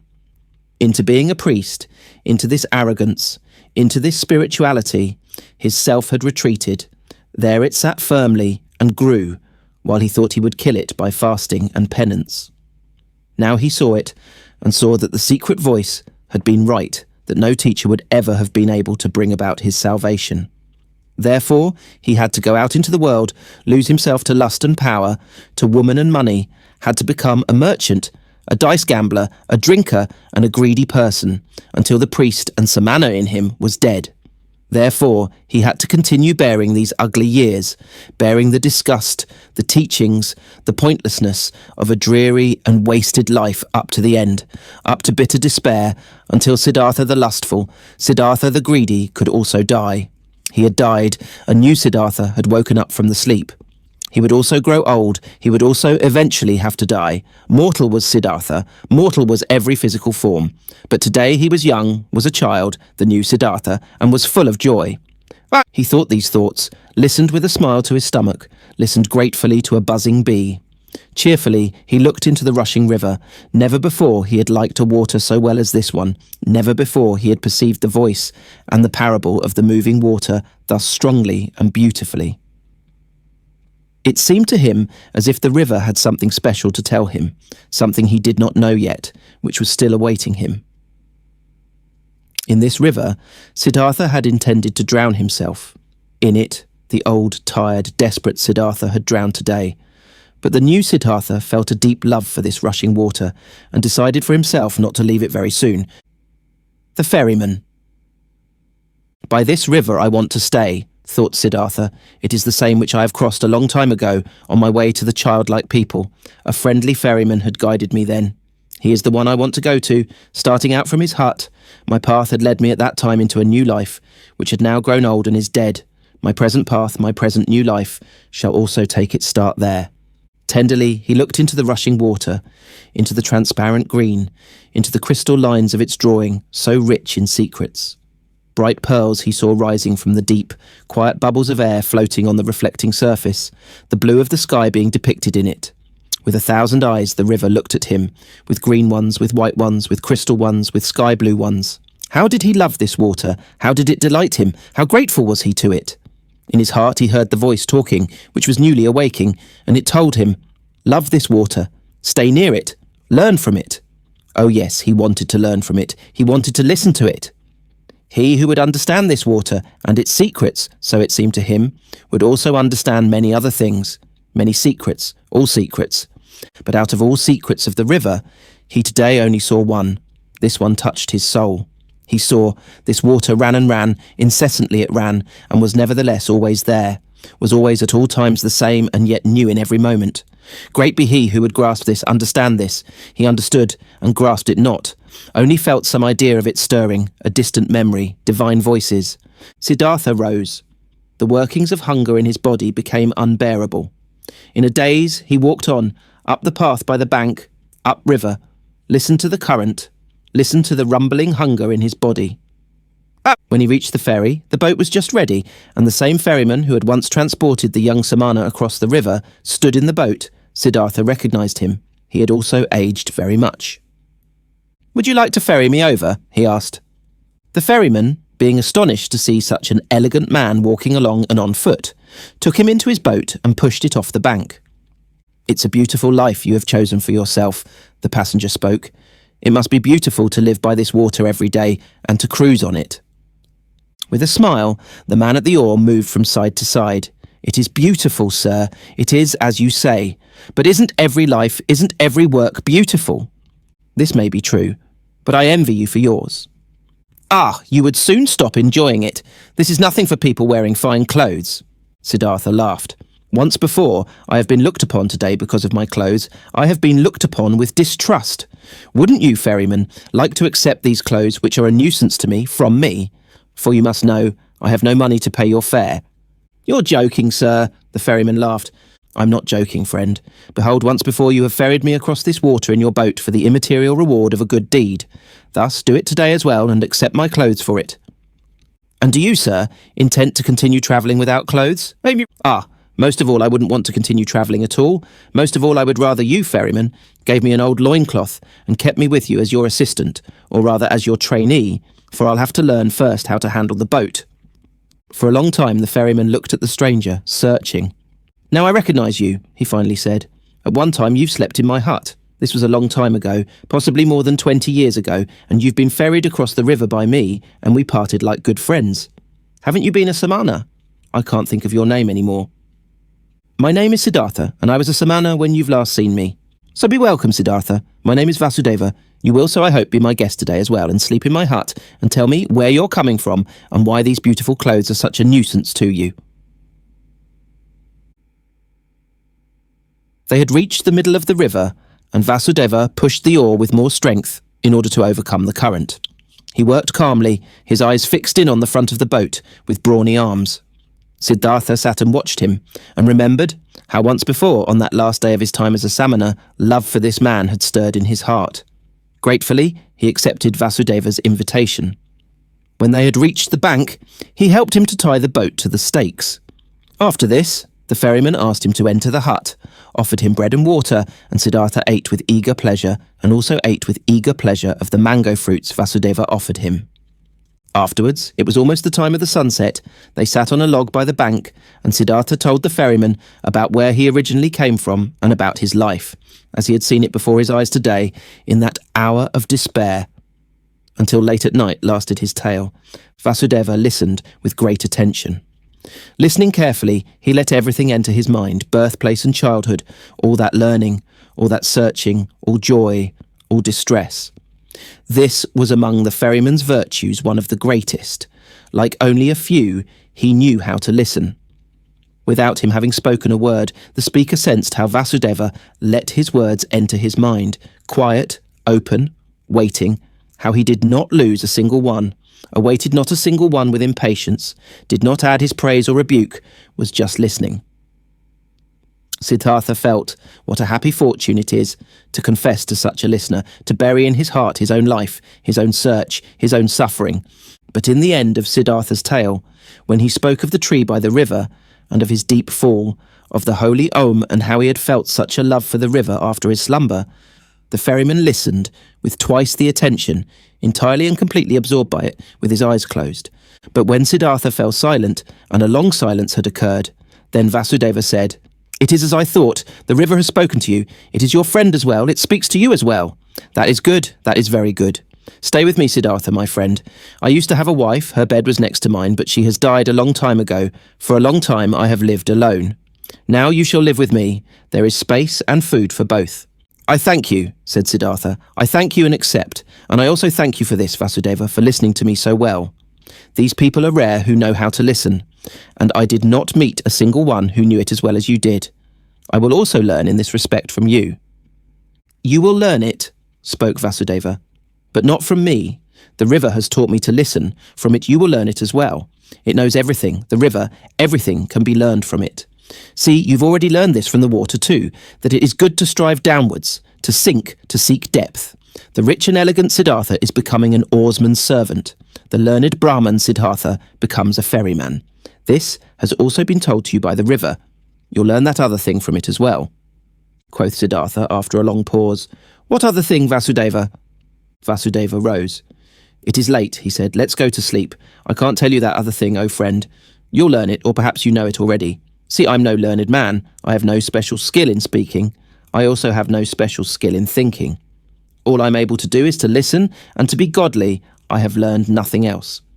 If I was able to say and teach it, I might be a wise man, but like this I am only a ferryman, and it is my task to ferry people across the river. I have transported many, thousands, and to all of them my river has been nothing but an obstacle on their travels. They travelled to seek money and business, and for weddings and on pilgrimages, and the river was obstructing their path, and the ferryman's job was to get them quickly across that obstacle. But for some among thousands, a few, 4 or 5, the river has stopped being an obstacle. They have heard its voice, they have listened to it, and the river has become sacred to them, as it has become sacred to me. Let's rest now, Siddhartha." Siddhartha stayed with the ferryman and learned to operate the boat, and when there was nothing to do at the ferry, he worked with Vasudeva in the rice field, gathered wood, plucked the fruit off the banana trees. He learned to build an oar and learned to mend the boat and to weave baskets, and was joyful because of everything he learned, and the days and months passed quickly. But more than Vasudeva could teach him, he was taught by the river. Incessantly, he learned from it. Most of all, he learned from it to listen, to pay close attention with a quiet heart, with a waiting, open soul, without passion, without a wish, without judgment, without an opinion. In a friendly manner, he lived side by side with Vasudeva, and occasionally they exchanged some words, few and at length thought about words. Vasudeva was no friend of words. Rarely Siddhartha succeeded in persuading him to speak. "Did you," so he asked him at one time, "did you too learn that secret from the river, that there is no time?" Vasudeva's face was filled with a bright smile. Yes, Siddhartha, he spoke. It is this what you mean, isn't it? That the river is everywhere at once, at the source and at the mouth, at the waterfall, at the ferry, at the rapids, in the sea, in the mountains, everywhere at once, and that there is only the present time for it, not the shadow of the past, not the shadow of the future. This it is, said Siddhartha, and when I had learned it, I looked at my life, and it was also a river, and the boy Siddhartha was only separated from the man Siddhartha and from the old man Siddhartha by a shadow, not by something real. Also, Siddhartha's previous births were no past, and his death and his return to Brahma was no future. Nothing was, nothing will be. Everything is, everything has existence and is present. Siddhartha spoke with ecstasy. Deeply, this enlightenment had delighted him. Oh, was not all suffering time, were not all forms of tormenting oneself and being afraid time, was not everything hard, everything hostile in the world, gone and overcome, as soon as one had overcome time, as soon as time would have been put out of existence by one's thoughts. In ecstatic delight, he had spoken, but Vasudeva smiled at him brightly and nodded in confirmation. Silently he nodded, brushed his hand over Siddhartha's shoulder, turned back to his work. And once again, when the river had just increased its flow in the rainy season and made a powerful noise, then said Siddhartha, "Isn't it so, O friend, the river has many voices, very many voices? Hasn't it the voice of a king, and of a warrior, and of a bull, and of a bird of the night, and of a woman giving birth, and of a sighing man, and 1,000 other voices more?" "So it is," Vasudeva nodded. "All voices of the creatures are in its voice." "And do you know," Siddhartha continued, "what word it speaks when you succeed in hearing all of its 10,000 voices at once?" Happily, Vasudeva's face was smiling. He bent over to Siddhartha and spoke the holy Om into his ear, and this had been the very thing which Siddhartha had also been hearing. And time after time, his smile became more similar to the ferryman's, became almost just as bright, almost just as thoroughly glowing with bliss, just as shining out of 1,000 small wrinkles, just as alike to a child's, just as alike to an old man's. Many travellers, seeing the two ferrymen, thought they were brothers. Often they sat in the evening together by the bank on the log, said nothing, and both listened to the water, which was no water to them, but the voice of life, the voice of what exists, of what is eternally taking shape. And it happened from time to time that both, when listening to the river, thought of the same things, of a conversation from the day before yesterday, of one of their travellers, the face and fate of whom had occupied their thoughts, of death, of their childhood, and that they both, in the same moment, when the river had been saying something good to them, looked at each other, both thinking precisely the same thing, both delighted about the same answer to the same question. There was something about this ferry, and the two ferrymen, which was transmitted to others, which many of the travellers felt. It happened occasionally that a traveller, after having looked at the face of one of the ferrymen, started to tell the story of his life, told about pains, confessed evil things, asked for comfort and advice. It happened occasionally that someone asked for permission to stay for a night with them to listen to the river. It also happened that curious people came who had been told that there were two wise men, or sorcerers, or holy men living by that ferry. The curious people asked many questions, but they got no answers, and they found neither sorcerers nor wise men. They only found two friendly little old men, who seemed to be mute, and to have become a bit strange and gaga. And the curious people laughed and were discussing how foolishly and gullibly the common people were spreading such empty rumours. The years passed by and nobody counted them. Then at one time monks came by on a pilgrimage, followers of Gotama, the Buddha, who were asking to be ferried across the river, and by them the ferrymen were told that they were most hurriedly walking back to their great teacher, for the news had spread, the exalted one was deadly sick, and would soon die his last human death, in order to become one with the salvation.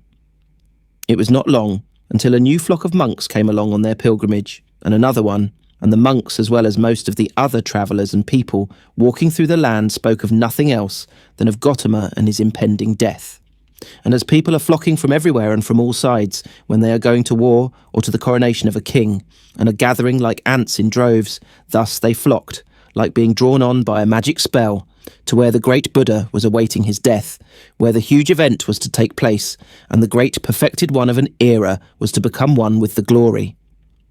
Often, Siddhartha thought in those days of the dying wise man, the great teacher, whose voice had admonished nations and had awoken hundreds of thousands, whose voice he had also once heard, whose holy face he had also once seen with respect.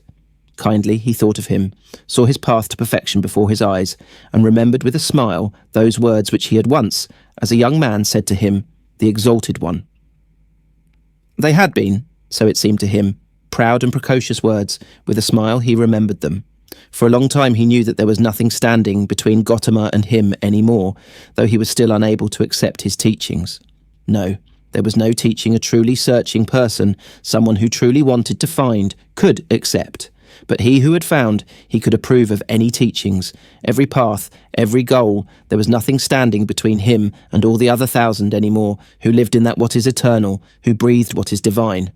On one of these days, when so many went on a pilgrimage to the dying Buddha, Kamala also went to him, who used to be the most beautiful of the courtesans.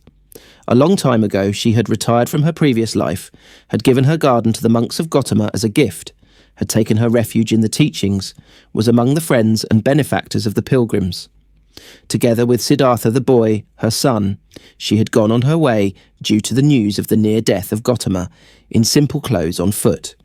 With her little son she was travelling by the river, but the boy had soon grown tired, desired to go back home, desired to rest, desired to eat, became disobedient and started whining. Kamala often had to take a rest with him. He was accustomed to having his way against her. She had to feed him, had to comfort him, had to scold him. He did not comprehend why he had to go on this exhausting and sad pilgrimage with his mother, to an unknown place, to a stranger who was holy and about to die. So what if he died? How did this concern the boy? The pilgrims were getting close to Vasudeva's ferry when little Siddhartha once again forced his mother to rest. She, Kamala herself, had also become tired, and while the boy was chewing a banana, she crouched down on the ground, closed her eyes a bit, and rested. But suddenly she uttered a wailing scream. The boy looked at her in fear, and saw her face having grown pale from horror, and from under her dress a small black snake fled, by which Kamala had been bitten. Hurriedly they now both ran along the path, in order to reach people, and got near to the ferry. There Kamala collapsed, and was not able to go any further. But the boy started crying miserably, only interrupting it to kiss and hug his mother, and she also joined his loud screams for help until the sound reached Vasudeva's ears, who stood at the ferry. Quickly he came walking, took the woman on his arms, carried her into the boat. The boy ran along, and soon they all reached the hut, where Siddhartha stood by the stove and was just lighting the fire. He looked up, and first saw the boy's face, which wondrously reminded him of something, like a warning to remember something he had forgotten. Then he saw Kamala, whom he instantly recognised, though she lay unconscious in the ferryman's arms, and now he knew that it was his own son, whose face had been such a warning reminder to him, and the heart stirred in his chest. Kamala's wound was washed, but had already turned black, and her body was swollen. She was made to drink a healing potion. Her consciousness returned. She lay on Siddhartha's bed in the hut, and bent over her stood Siddhartha, who used to love her so much. It seemed like a dream to her. With a smile she looked at her friend's face.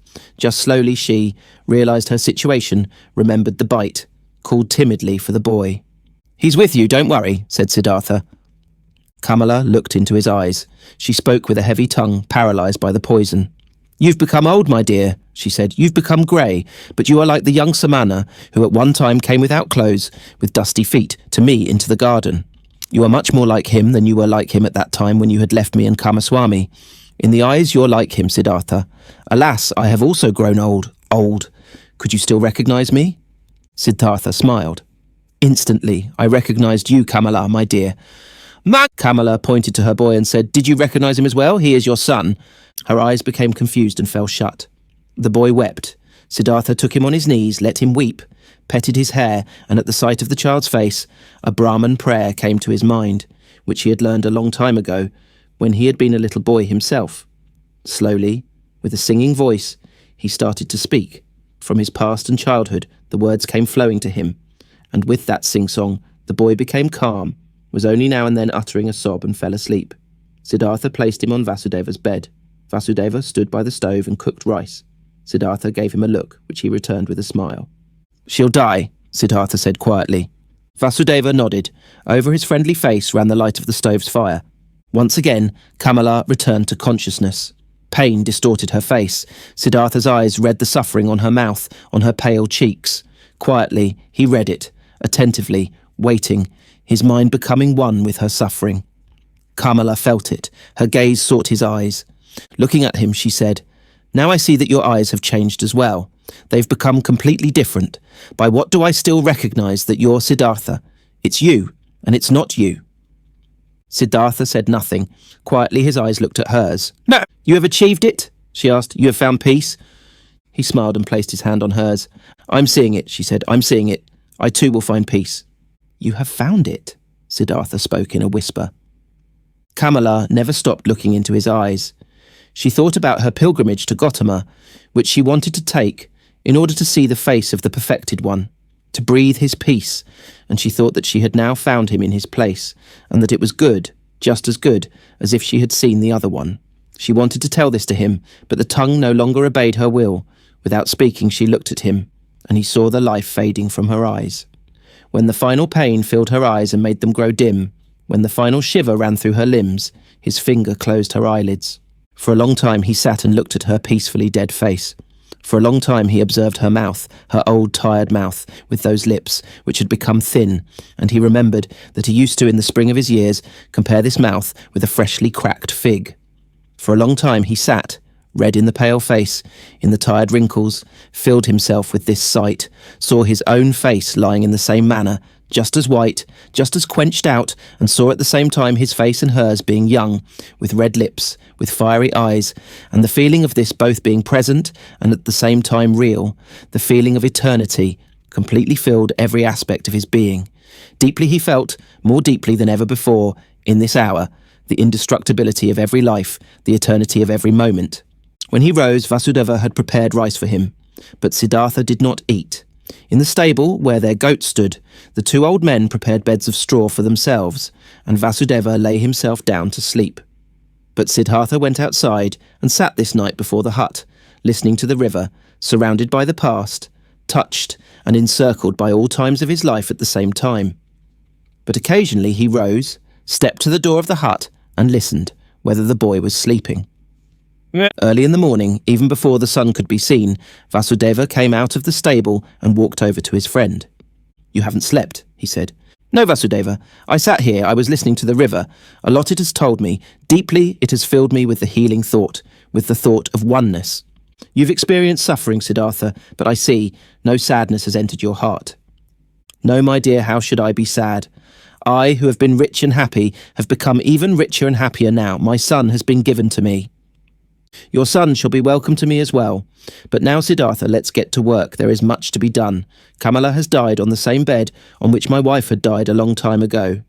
Let us also build Kamala's funeral pile on the same hill on which I had then built my wife's funeral pile." While the boy was still asleep, they built the funeral pile. The son. Timid and weeping, the boy had attended his mother's funeral.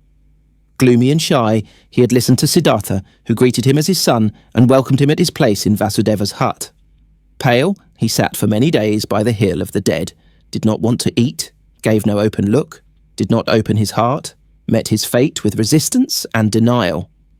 Siddhartha spared him and let him do as he pleased. He honoured his mourning. Siddhartha understood that his son did not know him, that he could not love him like a father. Slowly, he also saw and understood that the 11-year-old was a pampered boy, a mother's boy, and that he had grown up in the habits of rich people, accustomed to finer food, to a soft bed, accustomed to giving orders to servants. Siddhartha understood that the mourning, pampered child could not suddenly and willingly be content with a life among strangers and in poverty. He did not force him, he did many a chore for him, always picked the best piece of the meal for him. Slowly, he hoped to win him over by friendly patience. Rich and happy, he had called himself, when the boy had come to him. Since time had passed on in the meantime, and the boy remained a stranger, and in a gloomy disposition, since he displayed a proud and stubbornly disobedient heart, did not want to do any work, did not pay his respect to the old men, stole from Vasudeva's fruit trees, then Siddhartha began to understand that his son had not brought him happiness and peace, but suffering and worry. But he loved him, and he preferred the suffering and worries of love over happiness and joy without the boy. Since young Siddhartha was in the hut, the old men had split the work. Vasudeva had again taken on the job of the ferryman all by himself, and Siddhartha, in order to be with his son, did the work in the hut and the field.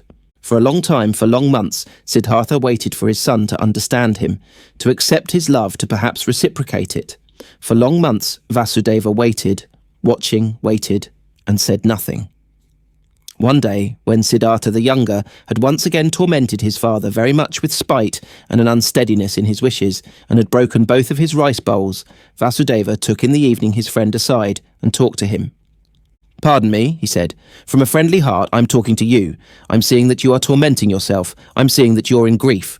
Your son, my dear, is worrying you, and he is also worrying me. That young bird is accustomed to a different life, to a different nest. He has not, like you, run away from riches and the city, being disgusted and fed up with it. Against his will, he had to leave all this behind. I asked the river, oh friend, many times I have asked it, but the river laughs, it laughs at me, it laughs at you and me, and is shaking with laughter at our foolishness. Water wants to join water, youth wants to join youth. Your son is not in the place where he can prosper. You too should ask the river, you too should listen to it." Troubled, Siddhartha looked into his friendly face, in the many wrinkles of which there was incessant cheerfulness. "How could I part with him?" he said quietly, ashamed. "Give me some more time, my dear. See, I'm fighting for him. I'm seeking to win his heart. With love and with friendly patience, I intend to capture it. One day, the river shall also talk to him. He also is called upon." Vasudeva's smile flourished more warmly. "Oh yes, he too is called upon. He too is of the eternal life. But do we, you and me, know what he is called upon to do, what path to take, what actions to perform, what pain to endure? Not a small one, his pain will be. After all, his heart is proud and hard. People like this have to suffer a lot, err a lot, do much injustice, burden themselves with much sin. Tell me, my dear, you're not taking control of your son's upbringing. You don't force him. You don't beat him. You don't punish him." "No, Vasudeva, I don't do anything of this." "I knew it. You don't force him, don't beat him, don't give him orders, because you know that soft is stronger than hard, water stronger than rocks, love stronger than force. Very good, I praise you. But aren't you mistaken in thinking that you wouldn't force him, wouldn't punish him? Don't you shackle him with your love? Don't you make him feel inferior every day, and don't you make it even harder on him with your kindness and patience? Don't you force him, the arrogant and pampered boy, to live in a hut with 2 old banana eaters, to whom even rice is a delicacy, whose thoughts can't be his, whose hearts are old and quiet and beat in a different pace than his? Isn't he forced? Isn't he punished by all this?" Troubled, Siddhartha looked to the ground. Quietly he asked, "What do you think should I do?" Quoth Vasudeva, "Bring him into the city, bring him into his mother's house. There'll still be servants around, give him to them.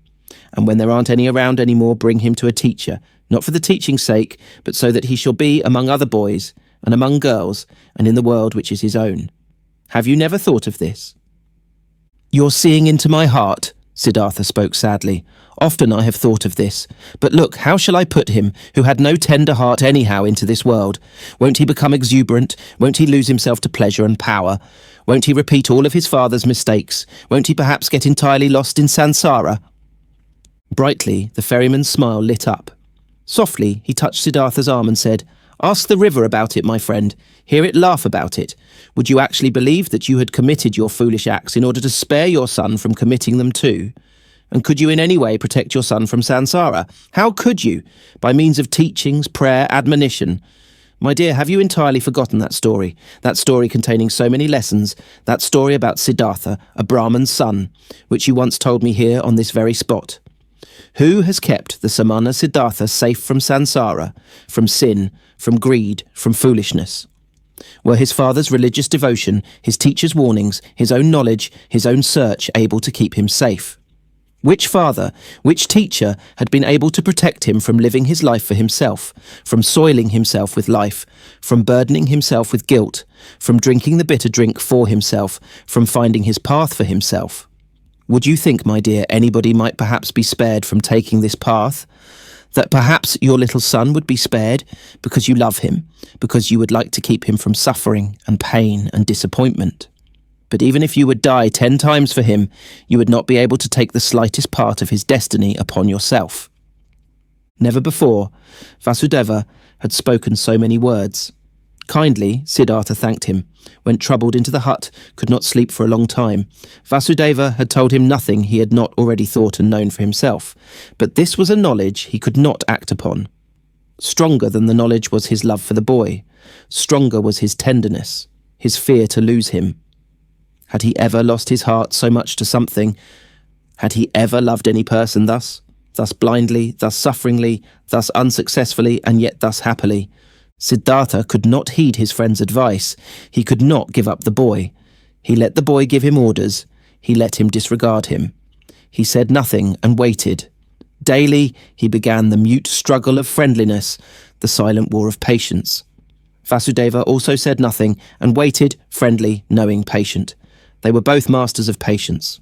At one time, when the boy's face reminded him very much of Kamala, Siddhartha suddenly had to think of a line which Kamala, a long time ago, in the days of their youth, had once said to him. "You cannot love," she had said to him, and he had agreed with her, and had compared himself with a star, while comparing the childlike people with falling leaves, and nevertheless he had also sensed an accusation in that line. Indeed, he had never been able to lose or devote himself completely to another person, to forget himself, to commit foolish acts for the love of another person. Never he had been able to do this, and this was, as it had seemed to him at that time, the great distinction which set him apart from the childlike people. But now, since his son was here, now he, Siddhartha, had also become completely a childlike person, suffering for the sake of another person, loving another person, lost to a love, having become a fool on account of love. Now he too felt, late once in his lifetime, this strongest and strangest of all passions, suffered from it, suffered miserably, and was nevertheless in bliss, was nevertheless renewed in one respect, enriched by one thing.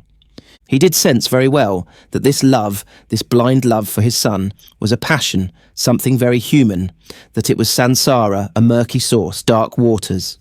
Nevertheless, he felt at the same time it was not worthless, it was necessary, came from the essence of his own being. This pleasure also had to be atoned for, this pain also had to be endured, these foolish acts also had to be committed. Through all this, the son let him commit his foolish acts, let him court for his affection, let him humiliate himself every day by giving in to his moods. This father had nothing which would have delighted him, and nothing which he would have feared. He was a good man, this father, a good, kind, soft man, perhaps a very devout man, perhaps a saint. All these were no attributes which could win the boy over. He was bored by this father, who kept him prisoner here in this miserable hut of his. He was bored by him, and for him to answer every naughtiness with a smile, every insult with friendliness, every viciousness with kindness, this very thing was the hated trick of this old sneak. Much more the boy would have liked it if he had been threatened by him, if he had been abused by him. A day came when what young Siddhartha had on his mind came bursting forth, and he openly turned against his father. The latter had given him a task. He had told him to gather brushwood. But the boy did not leave the hut. In stubborn disobedience and rage he stayed where he was, thumped on the ground with his feet, clenched his fists, and screamed in a powerful outburst his hatred and contempt into his father's face. "Get the brushwood for yourself!" he shouted, foaming at the mouth. "I'm not your servant. I do know that you won't hit me, you don't dare. I do know that you constantly want to punish me and put me down with your religious devotion and your indulgence. You want me to become like you, just as devout, just as soft, just as wise. But I listen up just to make you suffer. I rather want to become a highway robber and murderer and go to hell than to become like you. I hate you. You're not my father. And if you've 10 times been my mother's fornicator..." Rage and grief boiled over in him, foamed at the father in 100 savage and evil words. Then the boy ran away and only returned late at night. But the next morning he had disappeared. What had also disappeared was a small basket, woven out of bast of 2 colours, in which the ferryman kept those copper and silver coins, which they received as a fare. The boat had also disappeared. Siddhartha saw it lying by the opposite bank. The boy had run away. "I must follow him," said Siddhartha, who had been shivering with grief since those ranting speeches the boy had made yesterday. "A child can't go through the forest all alone. He'll perish. We must build a raft, Vasudeva, to get over the water." "We will build a raft," said Vasudeva, "to get our boat back, which the boy has taken away. But him you shall let run along, my friend. He is no child anymore. He knows how to get around. He's looking for the path to the city, and he is right, don't forget that. He's doing what you failed to do yourself. He's taking care of himself. He's taking his course. Alas, Siddhartha, I see you suffering, but you're suffering a pain at which one would like to laugh, at which you'll soon laugh for yourself. Siddhartha did not answer. He already held the axe in his hands and began to make a raft of bamboo, and Vasudeva helped him to tie the canes together with ropes of grass. Then they crossed over, drifted far off their course, pulled the raft upriver on the opposite bank. "Why did you take the axe along?" asked Siddhartha. Vasudeva said, "It might have been possible that the oar of our boat got lost." But Siddhartha knew what his friend was thinking. He thought the boy would have thrown away or broken the oar in order to get even, and in order to keep them from following him. And in fact, there was no oar left in the boat. Vasudeva pointed to the bottom of the boat and looked at his friend with a smile, as if he wanted to say, "Don't you see what your son is trying to tell you? Don't you see that he doesn't want to be followed?" But he did not say this in words. He started making a new oar, but Siddhartha bid his farewell to look for the runaway. Vasudeva did not stop him. When Siddhartha had already been walking through the forest for a long time, the thought occurred to him that his search was useless. Either so he thought the boy was far ahead and had already reached the city, or if he should still be on his way, he would conceal himself from him, the pursuer. As he continued thinking, he also found that he, on his part, was not worried for his son, that he knew deep inside that he had neither perished nor was in any danger in the forest. Nevertheless, he ran without stopping, no longer to save him, just to satisfy his desire, just to perhaps see him one more time. And he ran up to just outside of the city. When, near the city, he reached a wide road, he stopped by the entrance of the beautiful pleasure garden, which used to belong to Kamala, where he had seen her for the first time in her sedan chair. The past rose up in his soul. Again he saw himself standing there, young, a bearded, naked Samana, the hair full of dust. For a long time, Siddhartha stood there and looked through the open gate into the garden, seeing monks in yellow robes walking among the beautiful trees. For a long time he stood there pondering, seeing images, listening to the story of his life. For a long time he stood there, looked at the monks, saw young Siddhartha in their place, saw young Kamala walking among the high trees. Clearly he saw himself being served food and drink by Kamala, receiving his first kiss from her, looking proudly and disdainfully back on his Brahmanism, beginning proudly and full of desire his worldly life.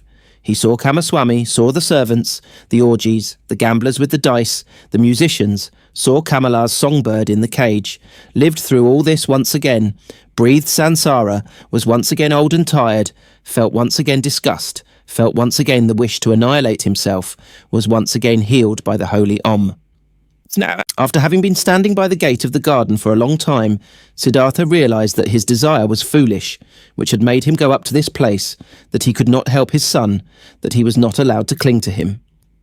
Deeply, he felt the love for the runaway in his heart, like a wound, and he felt at the same time that this wound had not been given to him in order to turn the knife in it, that it had to become a blossom and had to shine.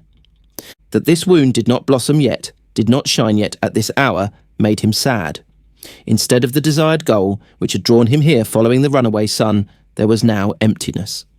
Sadly, he sat down, felt something dying in his heart, experienced emptiness, saw no joy anymore, no goal. He sat lost in thought and waited. This he had learned by the river, this one thing, waiting, having patience, listening attentively. And he sat and listened. In the dust of the road, listened to his heart, beating tiredly and sadly, waited for a voice. Many an hour he crouched, listening, saw no images anymore, fell into emptiness, let himself fall, without seeing a path, and when he felt the wound burning, he silently spoke the Om, filled himself with Om. The monks in the garden saw him, and since he crouched for many hours, and dust was gathering on his grey hair, one of them came to him, and placed 2 bananas in front of him. The old man did not see him. From this petrified state, he was awoken by a hand touching his shoulder.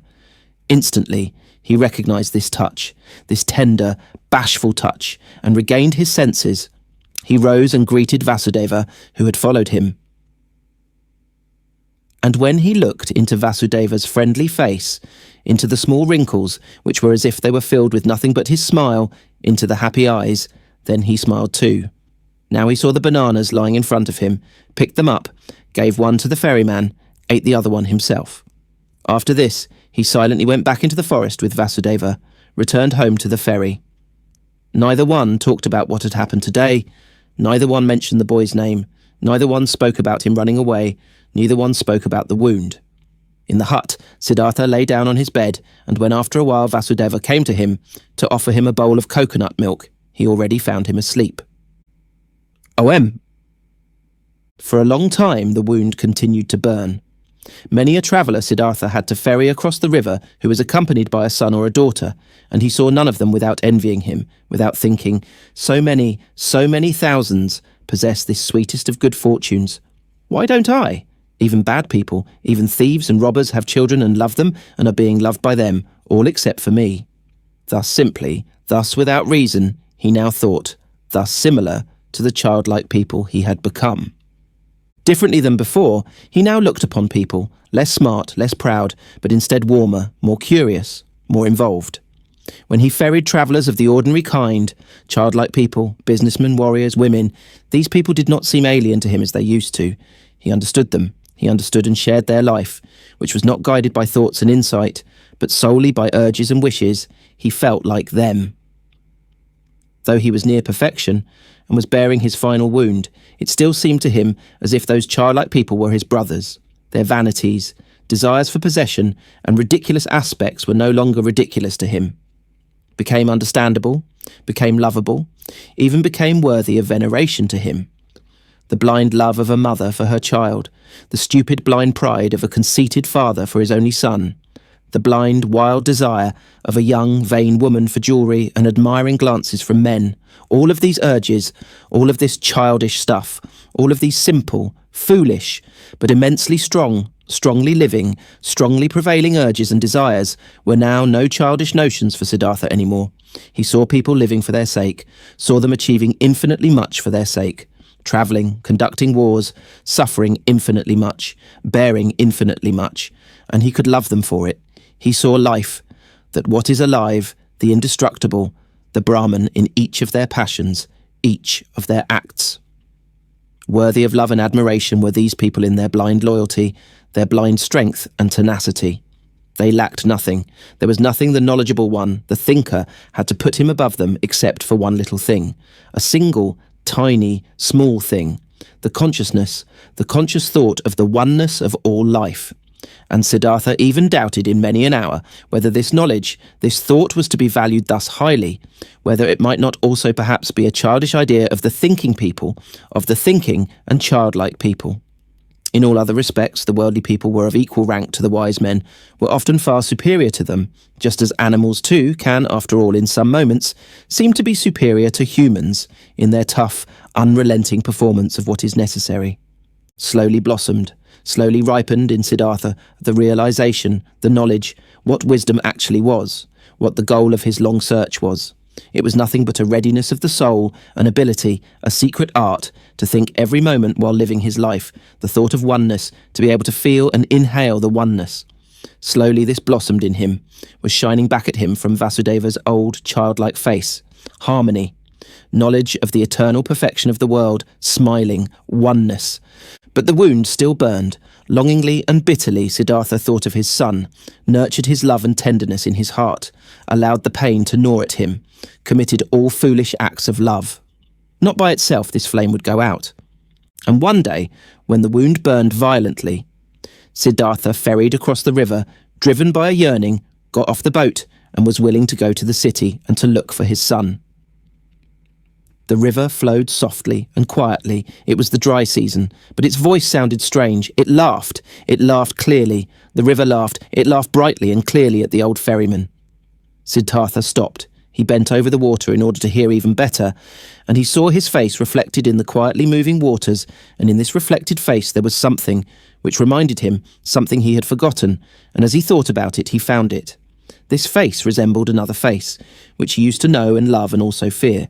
It resembled his father's face, the Brahman, and he remembered how he, a long time ago, as a young man, had forced his father to let him go to the penitence, how he had bid his farewell to him, how he had gone and had never come back. Had his father not also suffered the same pain for him, which he now suffered for his son? Had his father not long since died, alone, without having seen his son again? Did he not have to expect the same fate for himself? Was it not a comedy, a strange and stupid matter, this repetition, this running around in a fateful circle? The river laughed. Yes, so it was. Everything came back, which had not been suffered and solved up to its end. The same pain was suffered over and over again. But Siddhartha went back into the boat and ferried back to the hut, thinking of his father, thinking of his son, laughed at by the river, at odds with himself, tending towards despair, and not less tending towards laughing along at himself and the entire world. Alas, the wound was not blossoming yet. His heart was still fighting his fate. Cheerfulness and victory were not yet shining from his suffering. Nevertheless, he felt hope, and once he had returned to the hut, he felt an undefeatable desire to open up to Vasudeva, to show him everything, the master of listening, to say everything. Vasudeva was sitting in the hut and weaving a basket. He no longer used the ferry boat. His eyes were starting to get weak, and not just his eyes, his arms and hands as well. Unchanged and flourishing was only the joy and the cheerful benevolence of his face. Siddhartha sat down next to the old man. Slowly he started talking. What they had never talked about, he now told him of his walk to the city at that time of the burning wound, of his envy at the sight of happy fathers, of his knowledge of the foolishness of such wishes, of his futile fight against them. He reported everything. He was able to say everything, even the most embarrassing parts. Everything could be said, everything shown, everything he could tell. He presented his wound, also told how he fled today, how he ferried across the water, a childish runaway, willing to walk to the city, how the river had laughed. While he spoke for a long time while Vasudeva was listening with a quiet face. Vasudeva's listening gave Siddhartha a stronger sensation than ever before. He sensed how his pain, his fears flowed over to him, how his secret hope flowed over, came back at him from his counterpart. To show his wound to this listener was the same as bathing it in the river, until it had cooled and become one with the river.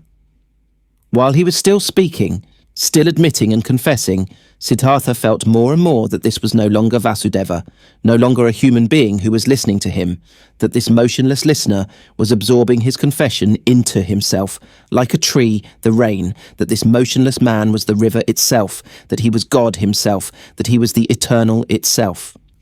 And while Siddhartha stopped thinking of himself and his wound, this realization of Vasudeva's changed character took possession of him, and the more he felt it and entered into it, the less wondrous it became, the more he realized that everything was in order and natural, that Vasudeva had already been like this for a long time, almost forever, that only he had not quite recognized it, yes, that he himself had almost reached the same state. He felt that he was now seeing old Vasudeva as the people see the gods, and that this could not last. In his heart he started bidding his farewell to Vasudeva. Throughout all this he talked incessantly. When he had finished talking, Vasudeva turned his friendly eyes, which had grown slightly weak, at him, said nothing, let his silent love and cheerfulness, understanding and knowledge shine at him. He took Siddhartha's hand, led him to the seat by the bank, sat down with him, smiled at the river. You've heard it laugh, he said, but you haven't heard everything. Let's listen, you'll hear more. They listened. Softly sounded the river, singing in many voices. Siddhartha looked into the water, and images appeared to him in the moving water. His father appeared, lonely, mourning for his son. He himself appeared lonely, he also being tied with the bondage of yearning to his distant son. His son appeared, lonely as well, the boy, greedily rushing along the burning course of his young wishes, each one heading for his goal, each one obsessed by the goal, each one suffering. The river sang with a voice of suffering. Longingly it sang, longingly it flowed towards its goal, lamentingly its voice sang. Do you hear? Vasudeva's mute gaze asked. Siddhartha nodded. Listen better, Vasudeva whispered. Siddhartha made an effort to listen better. The image of his father, his own image, the image of his son merged. Kamala's image also appeared and was dispersed, and the image of Govinda and other images, and they merged with each other, turned all into the river, headed all being the river, for the goal, longing, desiring, suffering, and the river's voice sounded full of yearning, full of burning woe, full of unsatisfiable desire. For the goal, the river was heading. Siddhartha saw it hurrying, the river which consisted of him and his loved ones, and of all people he had ever seen. All of these waves and waters were hurrying, suffering, towards goals, many goals, the waterfall, the lake, the rapids, the sea, and all goals were reached, and every goal was followed by a new one, and the water turned into vapour and rose to the sky, turned into rain and poured down from the sky, turned into a source, a stream, a river, headed forward once again, flowed on once again. But the longing voice had changed. It still resounded, full of suffering, searching, but other voices joined it, voices of joy and of suffering, good and bad voices, laughing and sad ones. 100 voices, 1,000 voices. Siddhartha listened. He was now nothing but a listener, completely concentrated on listening, completely empty. He felt that he had now finished learning to listen. Often before, he had heard all this, these many voices in the river. Today it sounded new. Already, he could no longer tell the many voices apart, not the happy ones from the weeping ones, not the ones of children from those of men. They all belonged together. The lamentation of yearning, and the laughter of the knowledgeable one, the scream of rage, and the moaning of the dying ones. Everything was one. Everything was intertwined and connected, entangled 1,000 times. And everything together, all voices, all goals, all yearning, all suffering, all pleasure, all that was good and evil, all of this together was the world, all of it together was the flow of events, was the music of life. And when Siddhartha was listening attentively to this river, this song of 1,000 voices, when he neither listened to the suffering nor the laughter, when he did not tie his soul to any particular voice and submerged his self into it, but when he heard them all, perceived the whole, the oneness, then the great song of the 1,000 voices consisted of a single word, which was Om, the perfection. "Do you hear?" Vasudeva's gaze asked again. Brightly, Vasudeva's smile was shining, floating radiantly over all the wrinkles of his old face, as the Om was floating in the air over all the voices of the river. Brightly, his smile was shining when he looked at his friend, and brightly, the same smile was now starting to shine on Siddhartha's face as well. His wound blossomed, his suffering was shining, his self had flown into the oneness. In this hour, Siddhartha stopped fighting his fate, stopped suffering. On his face flourished the cheerfulness of a knowledge which is no longer opposed by any will, which knows perfection, which is in agreement with the flow of events, with the current of life, full of sympathy for the pain of others, full of sympathy for the pleasure of others, devoted to the flow, belonging to the oneness. When Vasudeva rose from the seat by the bank, when he looked into Siddhartha's eyes and saw the cheerfulness of the knowledge shining in them, he softly touched his shoulder with his hand, in this careful and tender manner, and said, "I've been waiting for this hour, my dear. Now that it has come, let me leave. For a long time I've been waiting for this hour. For a long time I've been Vasudeva the Ferryman. Now it's enough. Farewell, but farewell, river. Farewell, Siddhartha." Siddhartha made a deep bow before him, who bid his farewell. "I've known it," he said quietly. "You'll go into the forests?" "I'm going into the forests. I'm going into the oneness," spoke Vasudeva with a bright smile. With a bright smile he left. Siddhartha watched him leaving. With deep joy, with deep solemnity, he watched him leave, saw his steps full of peace, saw his head full of lustre, saw his body full of light. Govinda. Together with other monks, Govinda used to spend the time of rest between pilgrimages in the pleasure grove, which the courtesan Kamala had given to the followers of Gotama for a gift. He heard talk of an old ferryman who lived one day's journey away by the river and who was regarded as a wise man by many. When Govinda went back on his way, he chose the path to the ferry, eager to see the ferryman, because though he had lived his entire life by the rules, though he was also looked upon with veneration by the younger monks on account of his age and his modesty, the restlessness and the searching still had not perished from his heart. He came to the river and asked the old man to ferry him over, and when they got off the boat on the other side, he said to the old man, "You're very good to us monks and pilgrims. You have already ferried many of us across the river. Aren't you too, ferryman, a searcher for the right path?" Quoth Siddhartha, smiling from his old eyes. "Do you call yourself a searcher, O venerable one, though you are already well on in years and are wearing the robe of Gotama's monks?" "It's true, I'm old," spoke Govinda, "but I haven't stopped searching. Never I'll stop searching. This seems to be my destiny." "You too, so it seems to me, have been searching. Would you like to tell me something, O honourable one?" Quoth Siddhartha, "What should I possibly have to tell you, O venerable one?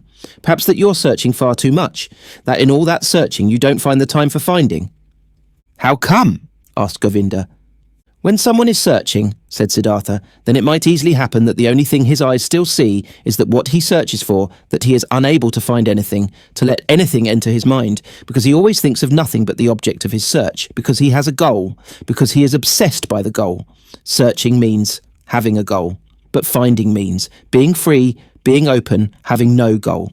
You, O Venerable One, are perhaps indeed a searcher, because striving for your goal, there are many things you don't see, which are directly in front of your eyes. I don't quite understand yet, asked Govinda. What do you mean by this? Quoth Siddhartha, a long time ago, O Venerable One, many years ago, you've once before been at this river, and have found a sleeping man by the river, and have sat down with him to guard his sleep. But, O Govinda, you did not recognize the sleeping man. Astonished, as if he had been the object of a magic spell, the monk looked into the ferryman's eyes. Are you Siddhartha? He asked with a timid voice. I wouldn't have recognized you this time as well. From my heart, I'm greeting you, Siddhartha. From my heart, I'm happy to see you once again. You've changed a lot, my friend. And so you've now become a ferryman. In a friendly manner, Siddhartha laughed. A ferryman, yes. Many people, Govinda, have to change a lot, have to wear many a robe. I am one of those, my dear. Be welcome, Govinda, and spend the night in my hut. Govinda stayed the night in the hut and slept on the bed which used to be Vasudeva's bed. Many questions he posed to the friend of his youth. Many things Siddhartha had to tell him from his life. When in the next morning the time had come to start the day's journey, Govinda said, not without hesitation, these words, Before I'll continue on my path, Siddhartha, permit me to ask one more question. Do you have a teaching? Do you have a faith or a knowledge you follow which helps you to live and to do right? Quoth Siddhartha, You know, my dear, that I already as a young man, in those days when we lived with the penitents in the forest, started to distrust teachers and teachings and to turn my back to them. I have stuck with this. Nevertheless, I have had many teachers since then. A beautiful courtesan has been my teacher for a long time, and a rich merchant was my teacher, and some gamblers with dice. Once even a follower of Buddha, travelling on foot, has been my teacher. He sat with me when I had fallen asleep in the forest on the pilgrimage. I've also learned from him. I'm also grateful to him, very grateful. But most of all, I have learned here from this river and from my predecessor, the ferryman Vasudeva. He was a very simple person, Vasudeva. He was no thinker, but he knew what is necessary just as well as Gotama. He was a perfect man, a saint. Govinda said, Still, O Siddhartha, you love a bit to mock people, as it seems to me. I believe in you and know that you haven't followed a teacher. But haven't you found something by yourself, though you've found no teachings? You still found certain thoughts, certain insights, which are your own, and which help you to live. If you would like to tell me some of these, you would delight my heart. Quoth Siddhartha, I've had thoughts, yes, and insight again and again. Sometimes for an hour or for an entire day, I have felt knowledge in me, as one would feel life in one's heart. There have been many thoughts, but it would be hard for me to convey them to you. Look, my dear Govinda, this is one of my thoughts, which I have found. Wisdom cannot be passed on. Wisdom, which a wise man tries to pass on to someone, always sounds like foolishness. Are you kidding? Asked Govinda. I'm not kidding. I'm telling you what I've found. Knowledge can be conveyed, but not wisdom. It can be found, it can be lived, it is possible to be carried by it, miracles can be performed with it, but it cannot be expressed in words and taught. This was what I, even as a young man, sometimes suspected, what has driven me away from the teachers. I have found a thought, Govinda, which you will again regard as a joke or foolishness, but which is my best thought. It says, the opposite of every truth is just as true. That's like this. Any truth can only be expressed and put into words when it is one-sided. Everything is one-sided, which can be thought with thoughts and said with words. It's all one-sided, all just one half, all lacks completeness, roundness, oneness. When the exalted Gotama spoke in his teachings of the world, he had to divide it into Sansara and Nirvana, into deception and truth, into suffering and salvation. It cannot be done differently. There is no other way for him who wants to teach. But the world itself, what exists around us and inside of us, is never one-sided. A person or an act is never entirely Sansara or entirely Nirvana. A person is never entirely holy or entirely sinful. It does really seem like this, because we are subject to deception, as if time was something real. Time is not real, Govinda. I have experienced this often and often again. And if time is not real, then the gap which seems to be between the world and the eternity, between suffering and blissfulness, between evil and good, is also a deception. How come? Asked Govinda timidly. Listen well, my dear, listen well. The sinner, which I am and which you are, is a sinner, but in times to come he will be Brahma again. He will reach the nirvana, will be Buddha, and now see, these are times to come, are a deception, are only a parable. The sinner is not on his way to become a Buddha. He is not in the process of developing, though our capacity for thinking does not know how else to picture these things. No, within the sinner is now and today already the future Buddha. His future is already all there. You have to worship in him, in you, in everyone the Buddha, which is coming into being, the possible, the hidden Buddha. The world, my friend Govinda, is not imperfect or on a slow path towards perfection. No, it is perfect in every moment. All sin already carries the divine forgiveness in itself. All small children already have the old person in themselves. All infants already have death. All dying people the eternal life. It is not possible for any person to see how far another one has already progressed on his path. In the robber and dice gambler, the Buddha is waiting. In the Brahman, the robber is waiting. In deep meditation, there is the possibility to put time out of existence, to see all life which was, is, and will be as if it was simultaneous, and there everything is good, everything is perfect, everything is Brahman. Therefore, I see whatever exists as good. Death is to me like life, sin like holiness, wisdom like foolishness. Everything has to be as it is. Everything only requires my consent, only my willingness, my loving agreement, to be good for me, to do nothing but work for my benefit, to be unable to ever harm me. I have experienced on my body and on my soul that I needed sin very much. I needed lust, the desire for possessions, vanity, and needed the most shameful despair in order to learn how to give up all resistance, in order to learn how to love the world, in order to stop comparing it to some world I wished I imagined, some kind of perfection I had made up, but to leave it as it is and to love it and to enjoy being a part of it. These, O Govinda, are some of the thoughts which have come into my mind. Siddhartha bent down, picked up a stone from the ground and weighed it in his hand. This here, he said, playing with it, is a stone, and will, after a certain time, perhaps turn into soil, and will turn from soil into a plant or animal or human being. In the past I would have said, this stone is just a stone, it is worthless, it belongs to the world of the Maya, but because it might be able to become also a human being and a spirit in the cycle of transformations, therefore I also grant it importance. Thus I would perhaps have thought in the past. But today I think this stone is a stone, it is also animal, it is also God, it is also Buddha. I do not venerate and love it because it could turn into this or that, but rather because it is already and always everything, and it is this very fact, that it is a stone, that it appears to me now and today as a stone. This is why I love it, and see worth and purpose in each of its veins and cavities, in the yellow, in the grey, in the hardness, in the sound it makes when I knock at it, in the dryness or wetness of its surface. There are stones which feel like oil or soap, and others like leaves, others like sand, and everyone is special, and prays the Om in its own way. Each one is Brahman, but simultaneously, and just as much it is a stone, is oily or juicy, and this is the very fact which I like and regard as wonderful and worthy of worship. But let me speak no more of this. The words are not good for the secret meaning. Everything always becomes a bit different. As soon as it is put into words, gets distorted a bit silly. Yes, and this is also very good, and I like it a lot. I also very much agree with this, that this what is one man's treasure and wisdom always sounds like foolishness to another person. Govinda listened silently. Why have you told me this about the stone?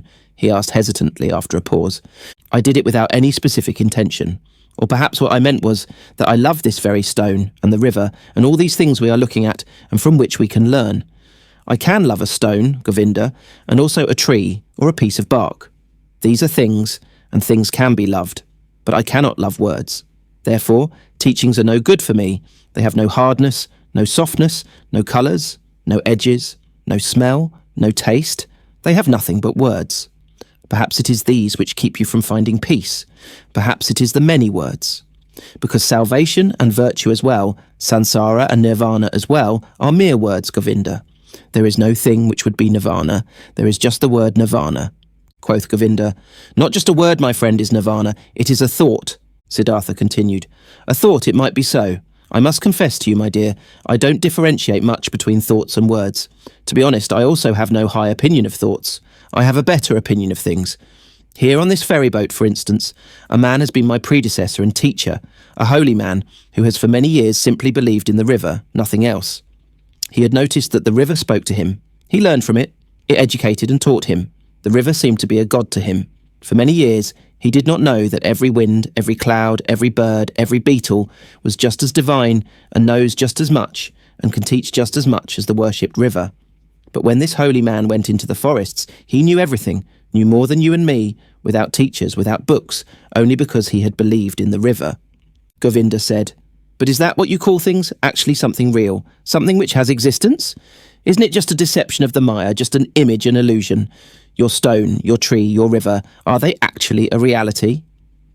"This too," spoke Siddhartha, "I do not care very much about. Let the things be illusions or not. After all, I would then also be an illusion, and thus they are always like me. This is what makes them so dear and worthy of veneration for me. They are like me, therefore I can love them. And this is now a teaching you will laugh about. Love, O Govinda, seems to me to be the most important thing of all. To thoroughly understand the world, to explain it, to despise it, may be the thing great thinkers do. But I'm only interested in being able to love the world, not to despise it, not to hate it and me, to be able to look upon it and me, and all beings with love and admiration and great respect." "This I understand," spoke Govinda, "but this very thing was discovered by the Exalted One to be a deception. He commands benevolence, clemency, sympathy, tolerance, but not love. He forbade us to tie our heart in love to earthly things." "I know it," said Siddhartha. His smile shone golden. "I know it, Govinda, and behold, with this we are right in the middle of the thicket of opinions, in the dispute about words. For I cannot deny, my words of love are in a contradiction, a seeming contradiction with Gotama's words. For this very reason, I distrust in words so much, for I know this contradiction is a deception. I know that I am in agreement with Gotama. How should he not know love, he who has discovered all elements of human existence in their transitoriness, in their meaninglessness, and yet loved people thus much, to use a long, laborious life only to help them, to teach them? Even with him, even with your great teacher, I prefer the thing over the words, place more importance on his acts and life than on his speeches, more on the gestures of his hand than his opinions. Not in his speech, not in his thoughts, I see his greatness, only in his actions, in his life." For a long time the two old men said nothing. Then spoke Govinda, while bowing for a farewell. "I thank you, Siddhartha, for telling me some of your thoughts. They are partially strange thoughts. Not all have been instantly understandable to me. This being as it may, I thank you, and I wish you to have calm days." But secretly he thought to himself, "This Siddhartha is a bizarre person. He expresses bizarre thoughts. His teachings sound foolish. So differently sound the Exalted One's pure teachings. Clearer, purer, more comprehensible. Nothing strange, foolish, or silly is contained in them. But different from his thoughts seem to me Siddhartha's hands and feet, his eyes, his forehead, his breath, his smile, his greeting, his walk.